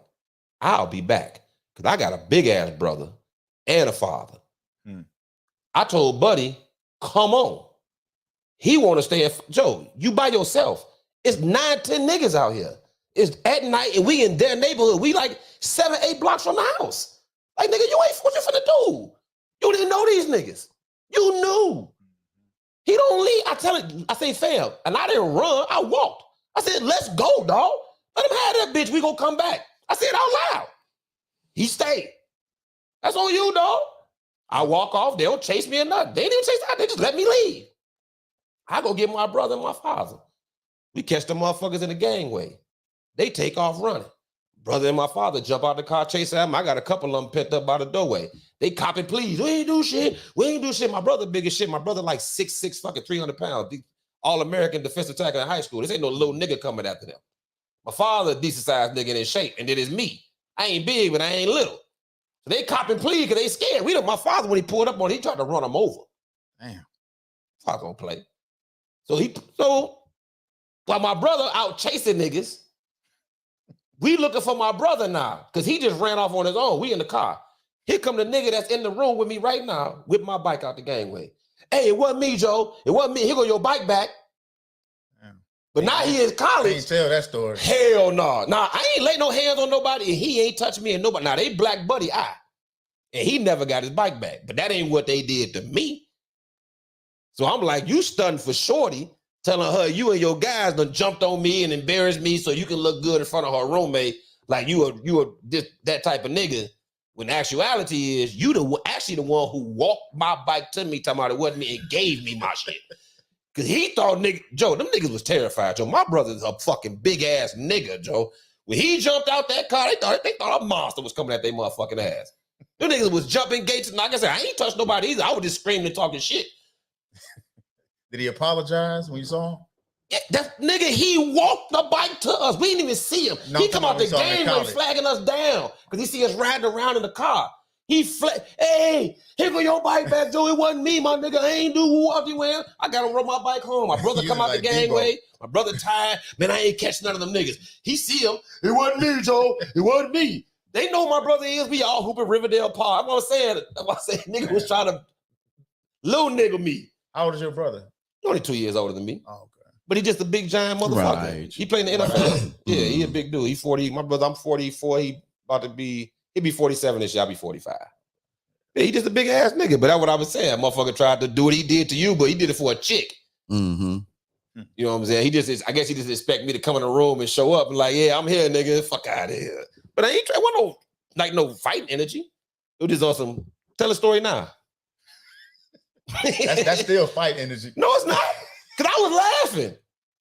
That's fight energy. If Debo walked up to what's the name and said, "No, tell the story now." Yeah, but I. Your approach is mad aggressive. Mad aggressive. Yeah. You make it seem like it's right. He's trying to downplay this shit. Like, right. I'm both mad aggressive. Right. But I ain't no big hulking. Who am I scaring, dog? I'm not scaring. Off my size alone is not big enough to strike fear in nobody. It's not unless he little. It's not about the size. It's the disposition and the energy. And but I'm light skinned. We weak as hell. Yeah, fuck that. You know, we soft. I don't even know why we even have this conversation. You already know what time it is. And what's crazy is you trying to pretend like you don't know what it is, but you actually thrive off that. You thrive off having the energy that's intimidating. I get the energy. As soon as we talk about that other scenario, yeah, the first thing, I'm in the car. Yeah. And low key, you like, I wish you would.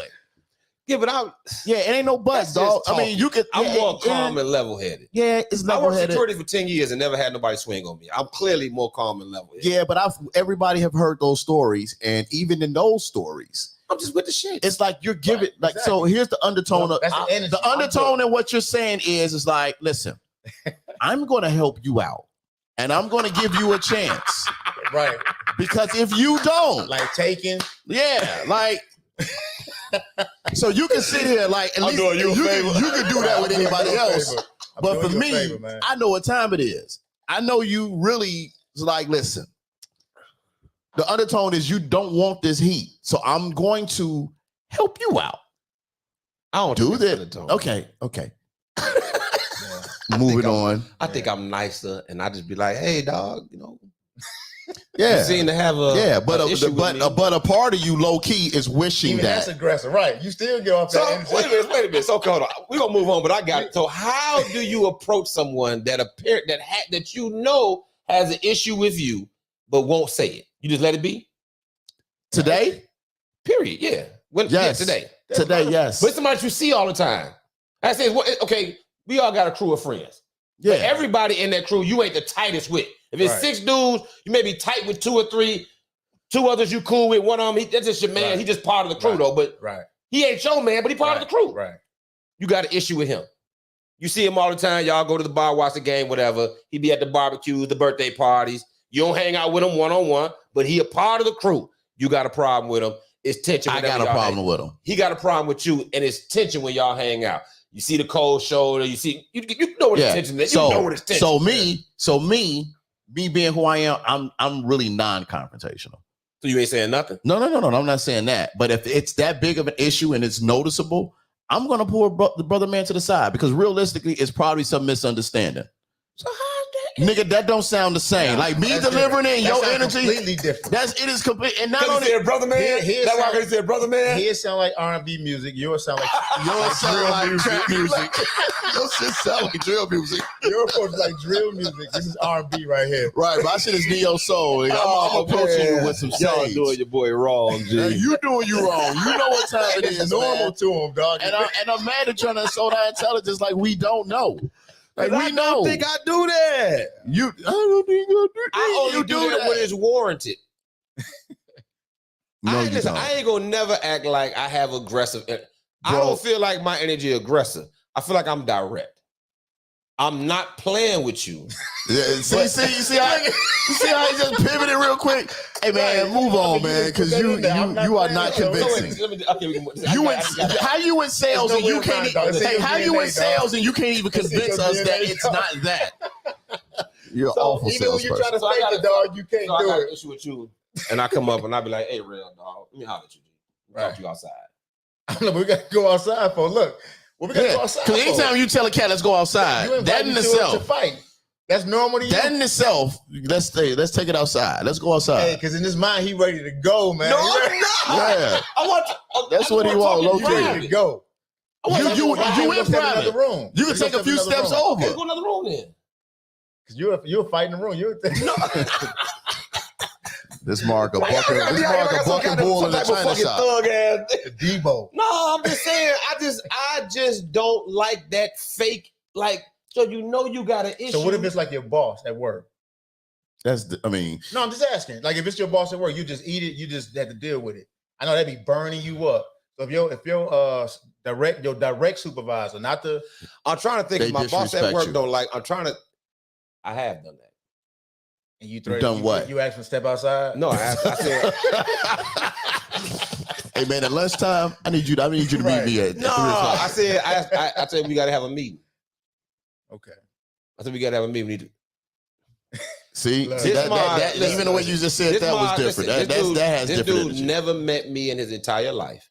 When he became a director and took over our team, he came at my head in the meeting. I'm like, what? Great fucking question. None of us knew. I had never met him. Nothing had happened in the meeting. I disagreed with him, but it was respectful. Like it wasn't no argument. He just said something. I'm like, I take issue with that. I disagree with that, so on and so forth. And then we moved on, and other people were talking, and I was sitting there. And then a dude on our team who is known for taking over the team meeting, like once he started talking, nobody else talking the rest of the meeting. So dude for them. So I rolled my eyes. Because I know everybody know when this nigga starts, it's overdone. The director, keep in mind, he's not talking. My teammate's talking. Comes straight in my head. Lance, is there a problem? All this type of shit. I'm looking like a problem. You're not even the one talking. White cat. Oh. But I'm looking like you're not even the one speaking. Does it make a difference though? I think they say he got the Napoleonic complex. Sure. No, he actually not white, he's Cuban. Take that back, he's Cuban. Oh. But I think he's a similar, you know what I mean? So point is, he came at my head and I didn't know why. So I actually have a meeting. Can we chop this up and figure out what the fuck the issue is? Because you my director, dog. Just you and him? Yeah, in his office. I asked for the meeting. Hey, Joe, can we different energy. So what's the difference between me going out the rail and say, hey, real, let me get you outside, bro. Let me talk to you for a second.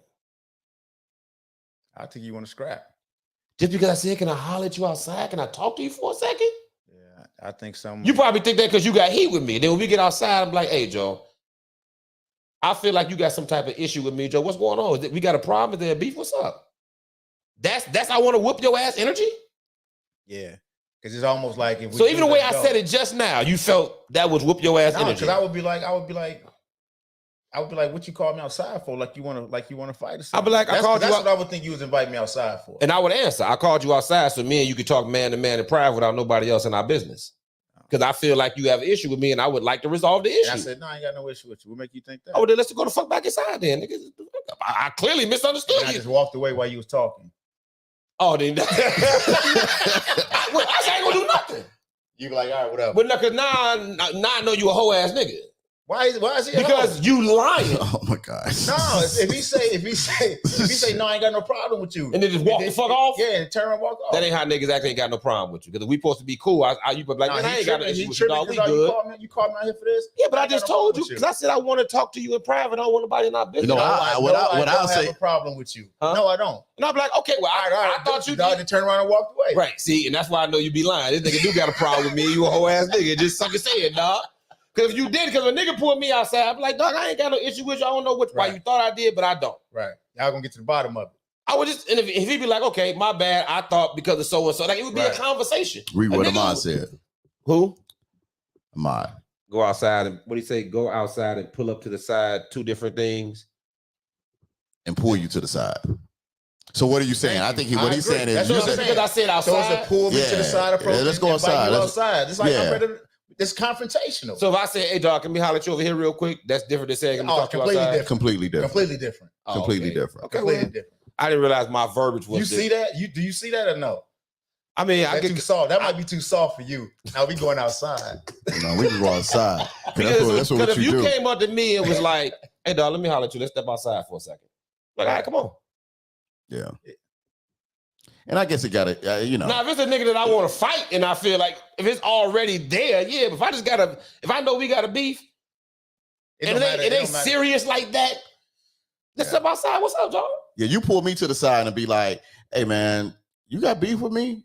And if it really wasn't up, it'd be like, no, but nigga, what's up with you? Why do you think it's beef? And I would tell you why. It might be you. I'd be like, man, I don't know. You just the energy been crazy. Or I would tell you whatever reason I thought it was. And if we chopped it up, my bad, dog. I misunderstood or my bad or what. Yeah. Yeah. But I know when a nigga got beef with me.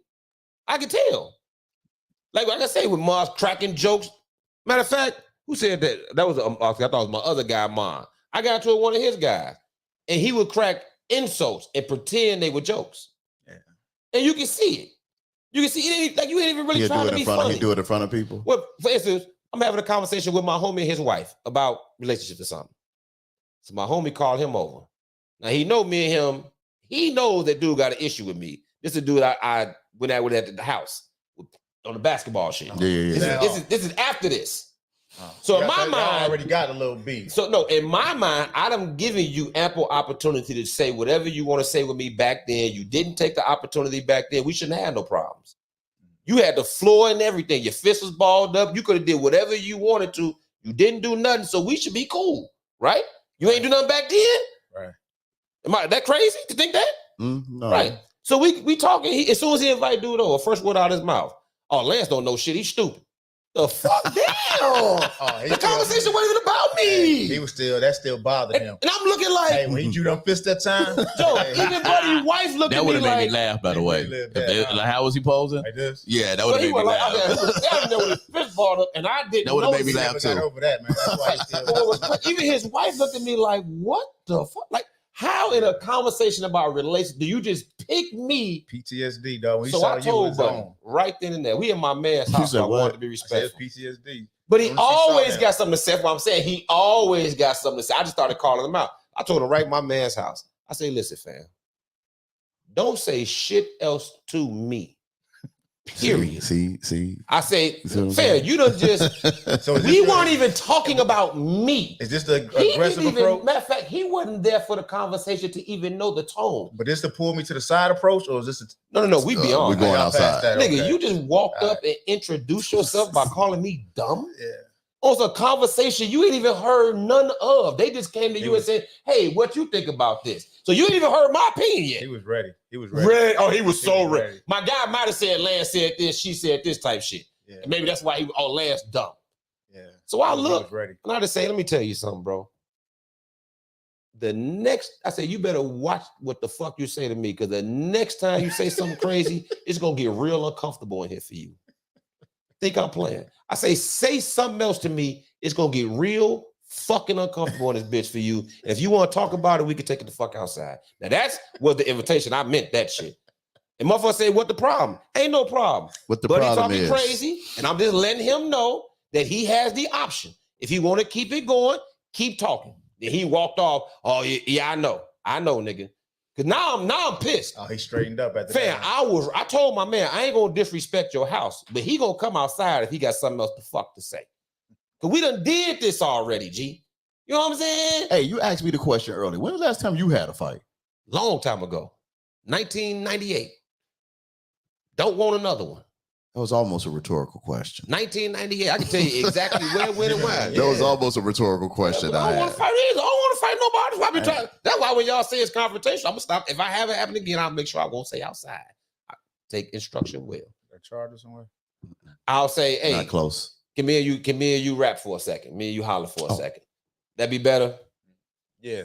That's non-confrontational to invite a nigga outside. No. Okay, hey, listen, I can learn. I don't want to Pull him to the side is a little different. How you pull somebody to the side? Hey, let me holler at you I real mean, quick. just holler at you for a second. Yeah. Then can we go let me holler at you outside? real quick? No, motherfucker, just go in the corner somewhere. I don't Quiet like spot. nobody around, G. I don't like nobody around when I'm talking to somebody about an issue. I don't want you. I want your energy to be all your own authentic fucking energy, and that's what you get when ain't nobody around. I mean, but you can take him if we in here. Let me holler at you real quick. You take him right down the hallway. As long as ain't nobody around, I don't want to talk. I don't want to talk to no nigga about no real issues that some other nigga around, because niggas energy be all inauthentic. And motherfucker get to talking and acting the way because people around. It's just me and you, dog. Ain't no other outside influences. You know what I'm saying? That's just how I was raised. You're G. assuming that you're going to get authentic enerty with y'all being. I'm by hoping. yourself. I'm gonna come at you as an authentic nigga. I'm not no tough nigga. I ain't no gangster nigga. Like ain't nobody punking nobody. Who the fuck worried about me? Okay. I'm just wanna, you know what I mean? All right, we That's got called it. gaslighting. I ain't getting out of this one. Huh? Okay, I'm dead. I'm dead in the water. I can tell you, I'm Denying dead. anything is happening. I'm dead in the water. It's all good. Hey, what time is it? It's 9:47. Yeah, Hey, can this is probably conversation. we ain't gonna be no No. 11 o'clock Are night. we going up there? Nah, I'm not going up there. You got time No, we gonna go up there. You gonna just to we can go. to finish the conversation? You supposed to check in. You know what I mean, Okay, we can talk about that offline. all right. This is the last one. This is a conversation you and I had. I don't remember. You will. You will. Shit, I don't remember. You will. Oh, that one. Okay, go ahead. Why do you think? And I'm gonna ask you first. Why do you think? Why I gotta keep going first? Because you're the guest. Because you the guest. We gracious. I've been learning from Liam. He's very Okay. gracious and considerate. So I'm trying to step up my gracious and considerate game, so I can at least be somewhere near. Like he at the apex. No, I think y'all both up there, man. I think y'all got No, something no, special. No, he I'm ain't an on the asshole. level with me Yeah, with this. No. For what? What y'all about to talk about? Graciousness and consideration. No, Yeah, not level at all. of consideration. No, he ain't I'm even not in the that. I'm same- not really that Mm, considerate. Not really. Nah. Kind of. I mean, no, but I'm just saying it matches. It That's true. compliments. We- It y'all compliments. compliment each other. That's what I mean. Right, Exactly. right. Compliments. Trying to straighten them out. So, Y'all like Mike, what? Mike and Scotty. I might. You might. I did that on purpose. I set that up. I threw the alley oop up there on purpose. He. If I might, he motherfucking. What's the dude that go beep beep at the end of the game? What's that Nigga, your ass motherfucker? Mike Conley, motherfucker. Get your ass out of here. What's the nigga. motherfucker that Mike go? Jordan, What's his nigga. name? Terrell? What's his name? Beep You can beep. be- That's you can be- it. You can That's be all, Mike. You can be folks. Mike Herman, motherfucker. What's You his ain't be name, Michael Terrell? Jordan, motherfucker. Fuck out of here. Talking about He the commentator for the Bulls. He be like beep beep.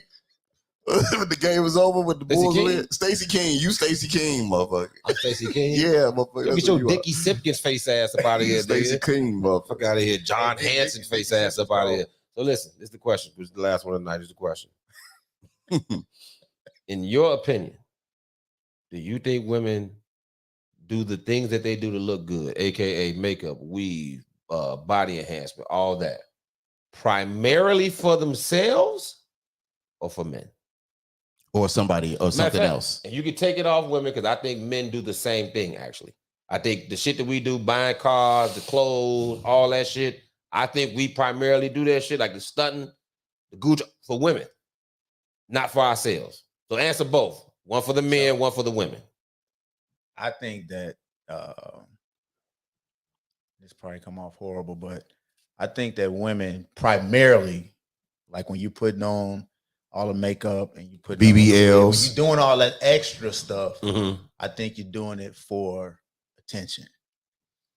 That's just me. Now I could be 100% wrong, but whose We attention? probably are. We men. a man's attention. We're probably wrong. man's That's attention. okay. So You know, but they might really want to look. But just imagine if it was us and we woke up and put makeup on, put a wig on. You know, they would look at us like we were silly. Well, I can tell you wholeheartedly that the women will disagree based on the conversations I had. They say they do it for themselves, but I just want your opinion. Yeah, Damn what they that could be right. That This could is be the our case. opinion. That could be the case. This is just my Yeah. thought on it. And we You know men, what so I'm we saying? probably Yeah. wrong. And we but that's generalizing, okay. and we generalizing. Yeah, This is definitely a generalization. But I think Liam? they can also do it like. Well, you already know. So when we had Let them know, though. so when we had the conversation, I said that I think that a percentage do it for. I mean, a percentage do it for themselves, other women, and then men, right? And I'm a firm believer that I think a small percentage of each one of these scenarios. I think it's a combination, but I think for the most part, I personally think that women do it for themselves. And what about men? Why do we do it? Why do we get the Gucci and the clothes and the fancy cars? Are we doing that for ourselves or are we doing that for women? I think so this is tough because I think when we do it for ourselves, it's feeding a part of us. It's feeding our ego. And I think when I say that women do it for themselves, it's kind of almost the same reason. So you think the same for men then? They basically doing it mostly for women is a part of it, but it's mostly for themselves. Yeah. Okay. I mean, and again, my answer goes both. It's. So when you get your Mercedes, If I get a Mercedes, I'm getting that for me. If you're asking me, if I get a Mercedes, I'm getting that for me. But what's gonna cross? It's not gonna cross your mind like I'm gonna be killing these chicks out here. They gonna be all on me. They don't cross your mind. It crosses my mind, but the main reason, the primary, which is the question, It's the primary reason. I did say primary. and I think there's a high percentage of women, because obviously we don't want to generalize. I think there's a high percentage of women when they get cosmetic work done or the makeup, the hair. I think they're doing it mainly for themselves. I think they think about men. You know what I'm saying? But I think the primary is like, I'm doing this to make myself look good. That means without that, you're not happy with yourself. I didn't say that.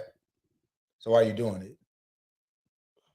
They just may want an improvement. They may like who they are. I hate that answer. I mean, but is it an answer though? Is it an answer? No. It is a fucking answer. Because when you say because I heard Charlamagne doing this, and somebody said, I think DJ Envy said, because women are insecure.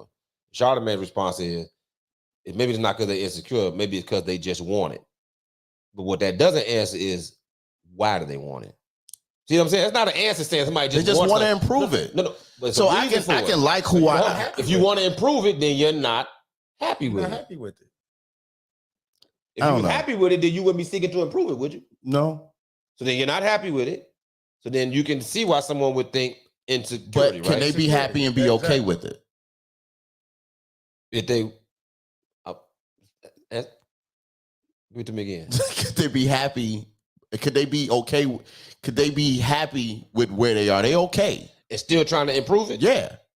How? Like working out and stuff like that? Yeah, like you know what? I like who I am. I just want to make some improvements. So you're not satisfied then? I'm not satisfied. Is that the same thing? Like putting on eyelashes? Hold on. Because I think his wheels are turning. Well, it depends. I think there's a line. Because the undertone of that is like you just don't like who you are. So let me answer this. I think for men and women, we do it for the opposite sex. So I'm on the opposite side of the table with you for both genders. You think the primary is that women do it? You think women do it primarily? Absolutely. And I think only for dudes. I think men, not only, primarily. I think if you put all the reasons in a pie, men are the biggest pie reason. chart. And you put it for men, the same thing. All these fancy cars, the clothes, the flash, and the money. I think primarily it's for women. And the reason I say this is because if you remove the opposite sex, does any of this happen?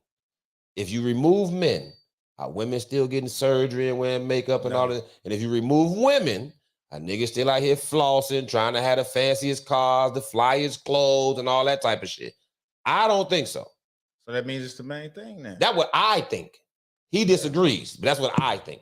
No, I mean, I think it's a strong point, but I still think it starts with self. Because I think if it wasn't for men, and the reason I say it, I think because at the heart of all of this is the pressure and the expectations that society puts on people. So men in society, which then leads into insecurity. Because it's both. So I think men and society put pressure on women to meet a certain beauty standard. And I think women in society put a pressure on men to meet financial standards. I think these pressures are equal and the same.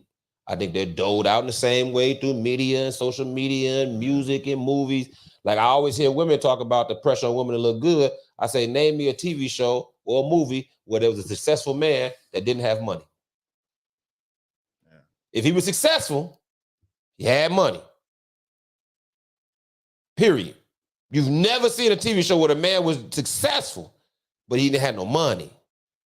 Or he was treated like he's successful, but he was just a regular dude. Like Roseanne, her husband wasn't looking that successful. I didn't watch Everybody Hates Chris, but was that dad looked at it as successful? No. You know what I'm saying? So I be like, all the music you hear, the dudes got money. All the TV shows, people got the nice big houses, and the husband is paying for it, and the nice car. All the commercials you watch, husband got to buy their women diamonds, buy them cars. You can't do this shit unless you got money. So society tells us all the time. So I think men do these things for the exact same reason that women do it. Because to impress women, to meet these standards. But we're not doing anything to our to change our body. We just do. You're going to the gym. You're going to the gym. No.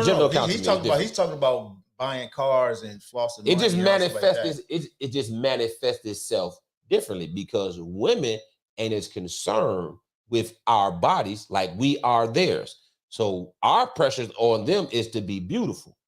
The pressure they put on us is for financially. But so we do things that meet financial standards. So your body don't include that, but getting that nice house, that car, and all that money meet that. But that'll be like them expecting you to do that, and if everything that you do, you're counterfeit because they are putting I need to be careful what I say because I don't want to upset anybody. But I just think that when you change anything on your body, if I get I got a little gut.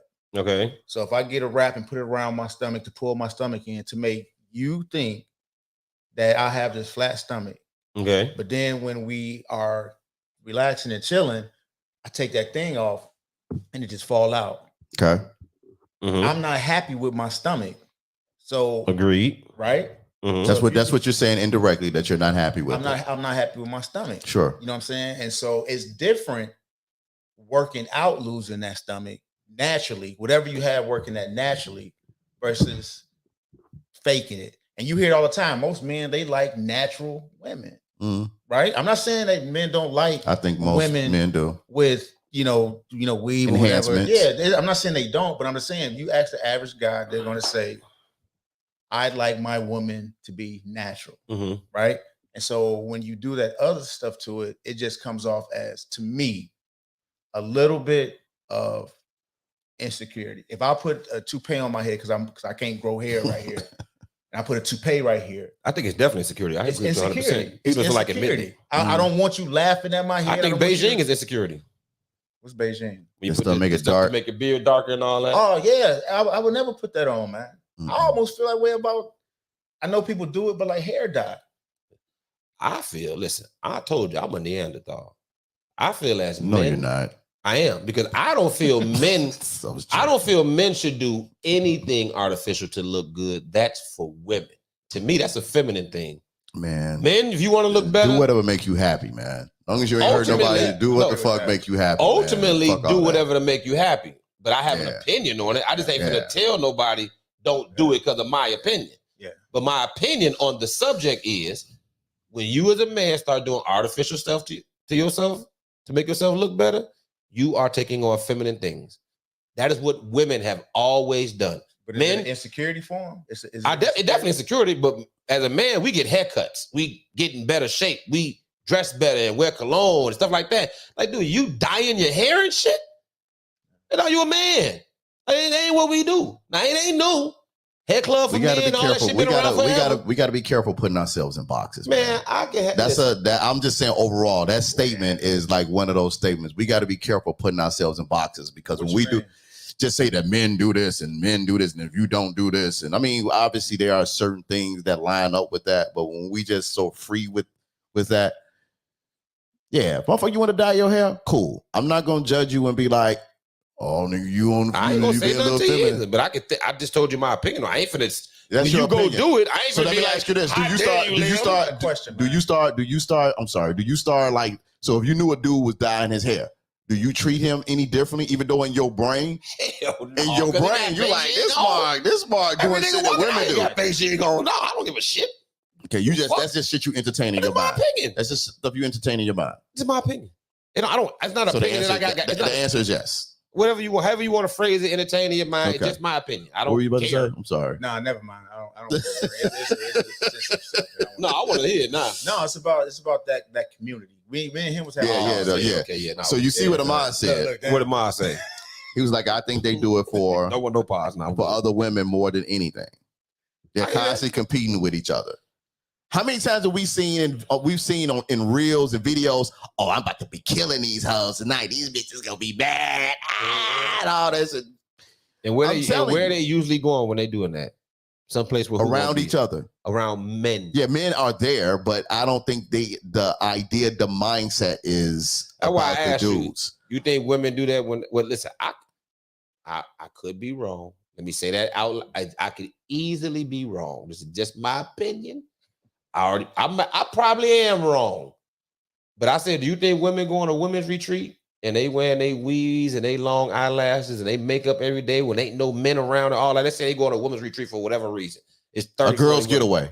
Yeah, absolutely. And ain't no men. Absolutely. You ain't looking at online. I don't think when women go on these retreats, they don't even gotta go to. They can go to. Men around.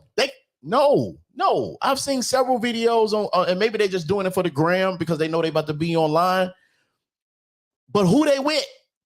I bet money that, I mean, they may not be getting beating their face and stuff up, but I guarantee you they dressing up. We don't know that. Matter of fact, let's do a survey. Let's ask the women that we know if they do that. Ask them if you weren't posting anything on Instagram, would you be dressed up? You just finna go there, no pictures, no nothing. Only people gonna know you there, the people you with. You ain't showing Instagram and all that shit. Mm-hmm. Y'all still gonna be dialing up and wearing your makeup and your tightest outfits and all that. Bet a 6-wing on it. That what? That they gonna say yes? I'm saying that they do. Maybe not for the whole trip, but I'm saying that at some point they gonna get dolled up. They gonna get dressed up. That don't make me wrong. If they do it, they go for 7 days. They do it one night for dinner. What are you saying then? I'm saying that women on a regular basis will go to work a regular day, go to the store and get dialed up. And I'm saying if you remove, and I keep in mind, I'm saying this for men too. This whole statement is based off them doing it for the opposite I'm talking about us, period. Yeah, I might agree. They definitely will. Are you saying they definitely will get dressed up? I don't think if you remove all women, niggas ain't finna be walking around trying to buy Gucci and all that shit. Who the fuck you wearing it for, nigga? You trying to impress me? I don't think dudes be. I don't think dudes be short. A lot of dudes like that. Listen, let me be with money. just stunt, man. They doing that shit for chicks. Even though they stunting on dudes, they doing it for chicks. Take chicks out the equation. Men try to compete with shit that's physical or something like that. They ain't try to show off their money. If ain't no chicks around, who the fuck even cares? What you getting rich for? Do what? So you say give money. Wait, hold on a second. Like, listen, why niggas get rich? To do whatever they want to do. You said to have access to all the shit you don't have access to. So if you got rich and you ain't had no women, nigga, for what? Nigga, for what? What you gonna do? Come on, Phil. Let's stop playing here, man. People don't want to admit shit. Man, listen, if I'm getting G'd up tonight, I'm going somewhere where it's women. If ain't no niggas around, I'm wearing a fucking hoodie and a jogging suit or some shit. Fuck, I don't think that scenario is the same. I don't think dudes are getting dressed up. You're like, yeah, these dudes gonna be like. That's why I say we do it for women. Listen, if a bunch of chicks going over their girlfriend house to watch movies, they getting G'd up. Come on, dog. But if it's niggas there, see what I'm saying? Absolutely. So it's just girls around. They not finna be trying to get G'd. They going to watch movies though, right? But if it's niggas in that house, shit change. Okay, we gonna do that survey. You will see. 6 women. I might be wrong. I'll be wrong about a lot of shit. 6 million mouse songs. No problem. I'll be wrong about a lot of shit added to the list. Strawberry kiwi mystic.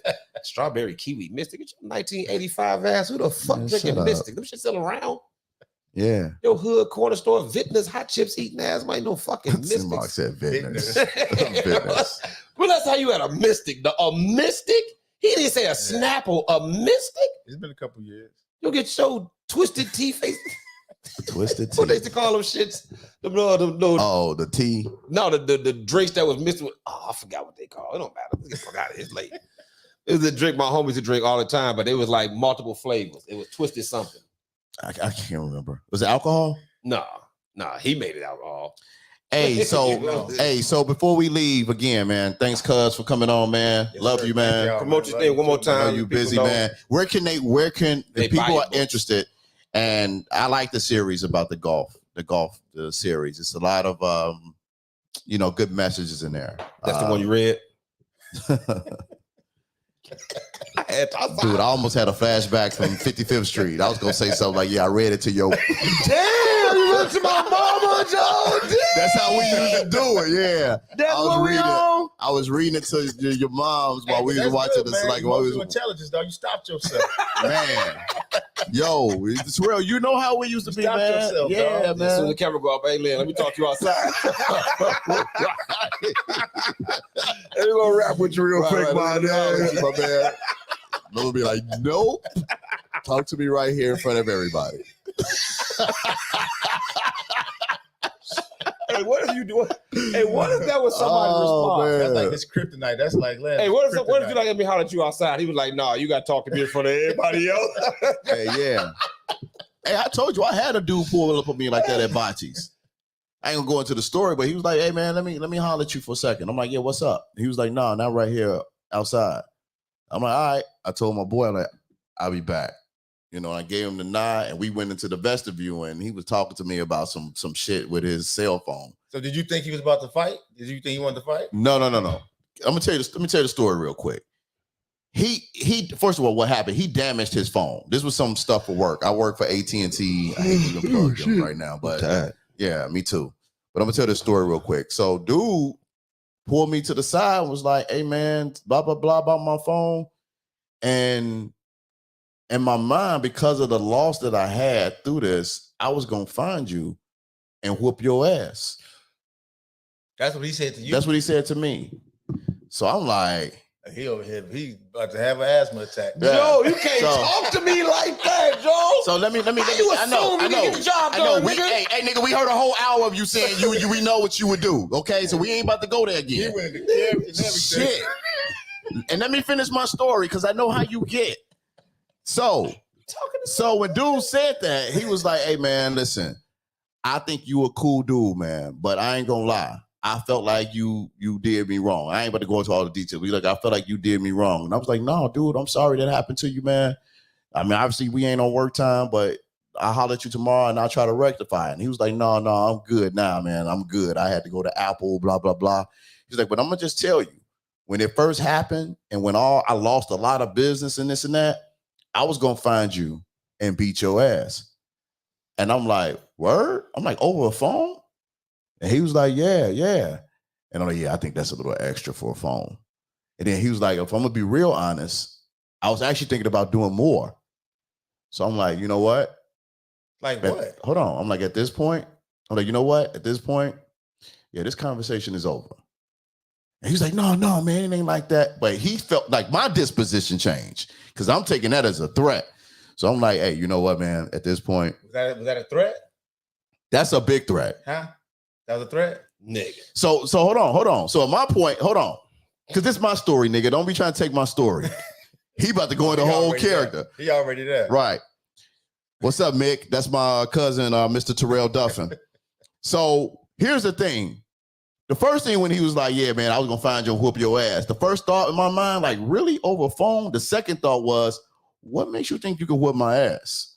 You know what I'm saying? Like, I'm more offended by that than you even saying it to me. Like, what makes you... And I get it. I know I got the neo soul, whatever you said earlier, vibe. And it's been a long time since I had a fight.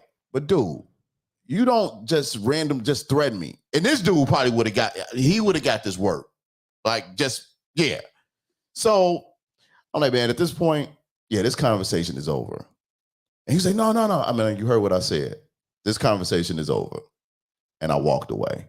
And then he came over to the bar. I was like, hey, man, let me get you a drink. I'm like, my man, we good. We don't ever have to have a conversation again. But I thank you for sharing what you shared with me. So I'm like, man, I was hot. It sounds like it. Nigga, I was hot. And you ain't, yeah, but I mean, it's one of them things. Like, you don't threaten and then just walk away like that. Like, okay. So you finally got that to that Lance moment. No, I didn't but get to you that Lance moment. Different. I handled it very differently. No, they would have been outside. They would have been. Lance would be like, oh, let's leave out the vestibule. Let's take 3 more steps and let's actually go outside. I'm not like, I'm telling y'all, I'm not no quick to fight. So you would have handled it like that? No. Yeah. No. Yeah, but why escalate it? My thing has always been, as long as you don't put your hands on me, that ain't you know, my shorty, my girl, I don't give a fuck what you say. You can say whatever you want. Yeah, that ain't my thing. I've let one human being disrespect me without me doing nothing because I was getting paid.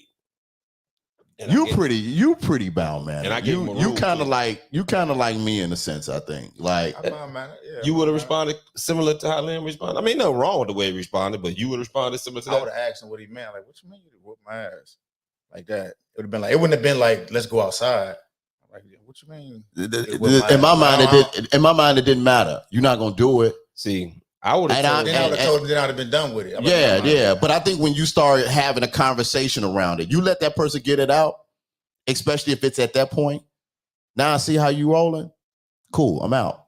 I'm not gonna escalate it. And I think that's hold on. I think that's the difference in how we're moving in the scenario.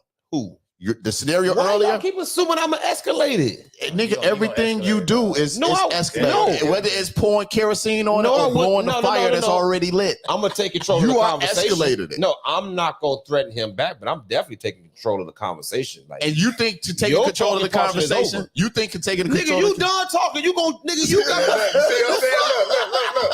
Hey, it's like the trigger, boy. You done talking? Shut up. I came outside. And what you gonna tell that to a grown man? Outside to have a conversation with you, and you got the fucking balls to look me in my face and tell me I was gonna whoop your ass. So that means you assume the W. Right. As soon as he say that, I'm stopping him dead in his motherfucking track. Oh, bro, we ain't doing that. Hey, have a good night. If you say it, dog. That's okay. So that's kind of like what I did. But I'm gonna be half a good Sam. Because as far as I'm concerned, you just told me you about to whoop my. Fuck you mean? I would never say that to a nigga unless I was ready to whoop his ass. Right. Yeah. Because not only did you tell me you consider whooping my ass, nigga, you think it's a done deal? And then you gonna tell it to me like I'm supposed to accept that as a fact? Like, yeah, you're right. You probably would. So what I'm supposed to say? You know what? I'm glad you didn't because you probably would have whooped me, right? Mm-hmm. No, nigga. You better watch the next fucking syllable out your mouth. You done already raised this to a level I wasn't trying to be on. Yeah. He was probably trying to see. Yeah, no, how we he was gonna done. respond. Yeah. So But I ain't gonna be like bitch ass. I'm be like, hey fam, don't say nothing else. Because what you just said, you don't cross the line with me. So have a good night. Ain't no need for no apology or nothing. Have a good night, bro. Because now I don't even trust you. Yeah. Man, So, please, no. Hey, we ain't mean to kick up any more dust. We was transitioning. I transitioning am not out. violent, but I am huge on respect. Yeah. Because I am ultra respectful with my words. In a face-to-face confrontation, I am ultra respectful. I will rarely, if I disrespect you, it's because I want to fight. But that's rare. I let niggas talk crazy, G. And I just tell them, hey, dog, I don't want no smoke. Even when I was young. That's the mature you. This motherfucker went to college. No, I was like that in college. You can ask my man Stu. We used to hoop all the time. It been many niggas talk crazy to me. I never jump off the bat first. I'm always, hey, dog, chill out. We ain't on that because I already know I can whoop your ass. I don't need to prove it to you. I prefer not to fight. But what you not finna do is just keep going the fuck in on me or saying all type of shit. Nigga, you ain't finna threaten me. No, we can talk. Hey, like Mickey said the last show you was on, you was telling your son to smack the shit out of kids in school. Nonviolence. That was a different situation. Damn it, why did I even bring that up? Because now we about to be on here for another 30 minutes. No, but that was a different scenario. That was we a unique picked the scab and it's bleeding, and he about to fucking go in again. That was a unique situation in which I asked for advice. Hey man, hey bro, I ain't trying to be disrespectful by cutting you off. So please, I said what I said already. You overreacted. You overreacted. You see, calm down, dog. I know, man. Because I want to go outside. Talk about this shit.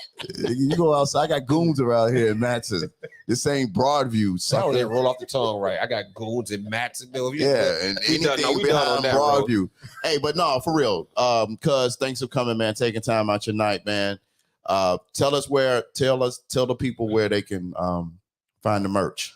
You can go to my website, tduffin.com, or you can go on Amazon and type it in, help my dad lost his golf ball. Spell Duffin. Duffin. So it's tduffin.com. You can purchase the books there. Say it one more time. tduffin.com. Check me out, support me. I appreciate it. It's a Black children's book, Black father and son playing golf. And real quick, kids. What you didn't say what this was about? The Why the Blood Runs Warm. What's this book about? That book is about a son who's out with his father and who's suddenly taken away from him. The father's suddenly taken away from him, and the boy is raised by the man who's responsible for taking away his father. That gotta be a crazy and story. So he treats him like the man who took him in treats him like a son. Raised him as his own. He raised him as his own son. And so powerful man too. Yeah, a powerful man. Powerful man in politics. Politics, yeah, he's the most powerful man. And so this boy is raised up in luxury, and so he's raised up in luxury. And but I don't want to tell you the end, but at the end, and he develops a relationship. The boy develops a relationship with the family, the sister, they become mom. Close. Oh, you read it? I told you I've been reading it. Fucking asshole. Yeah, so it's good, man. It's a lot of turns to it. The ending is pretty good, pretty dope. Sounds dope, man. We gotta check it out. Check out my man T Duff Books, man. tduffin.com. Show them a children's book, man. Yeah, they can get them. Good books for your kids. You know what I'm saying? We a bunch of old people in here, so these for y'all grandkids, you old bastards. Support me, I appreciate it. Yeah, and just know that it comes from a good place. I mean, this is my cousin. Yeah. I know he's very passionate about parenthood, but definitely fatherhood. And one day in the future we very passionate, and I think he holds men accountable in a way that it can be received. So man, keep up that, man. I love the passion, man. Appreciate that. Yep, thanks for coming through. Yeah, we ain't doing no more male accountability. That shit out the window in 2023. We all about male unity. Okay. With that. No more accountability, just unity. That shit off. I don't know, man. Cut this shit off. We done. Well, you got all right, people. Love yourself. Be safe out there. I know we supposed to be getting some nasty weather out there. Yeah, if y'all still outside, man, drive fast, take chances. Yep. Clown. Love yourself. Be good. Later. Why gotta be a clown? No. That's how we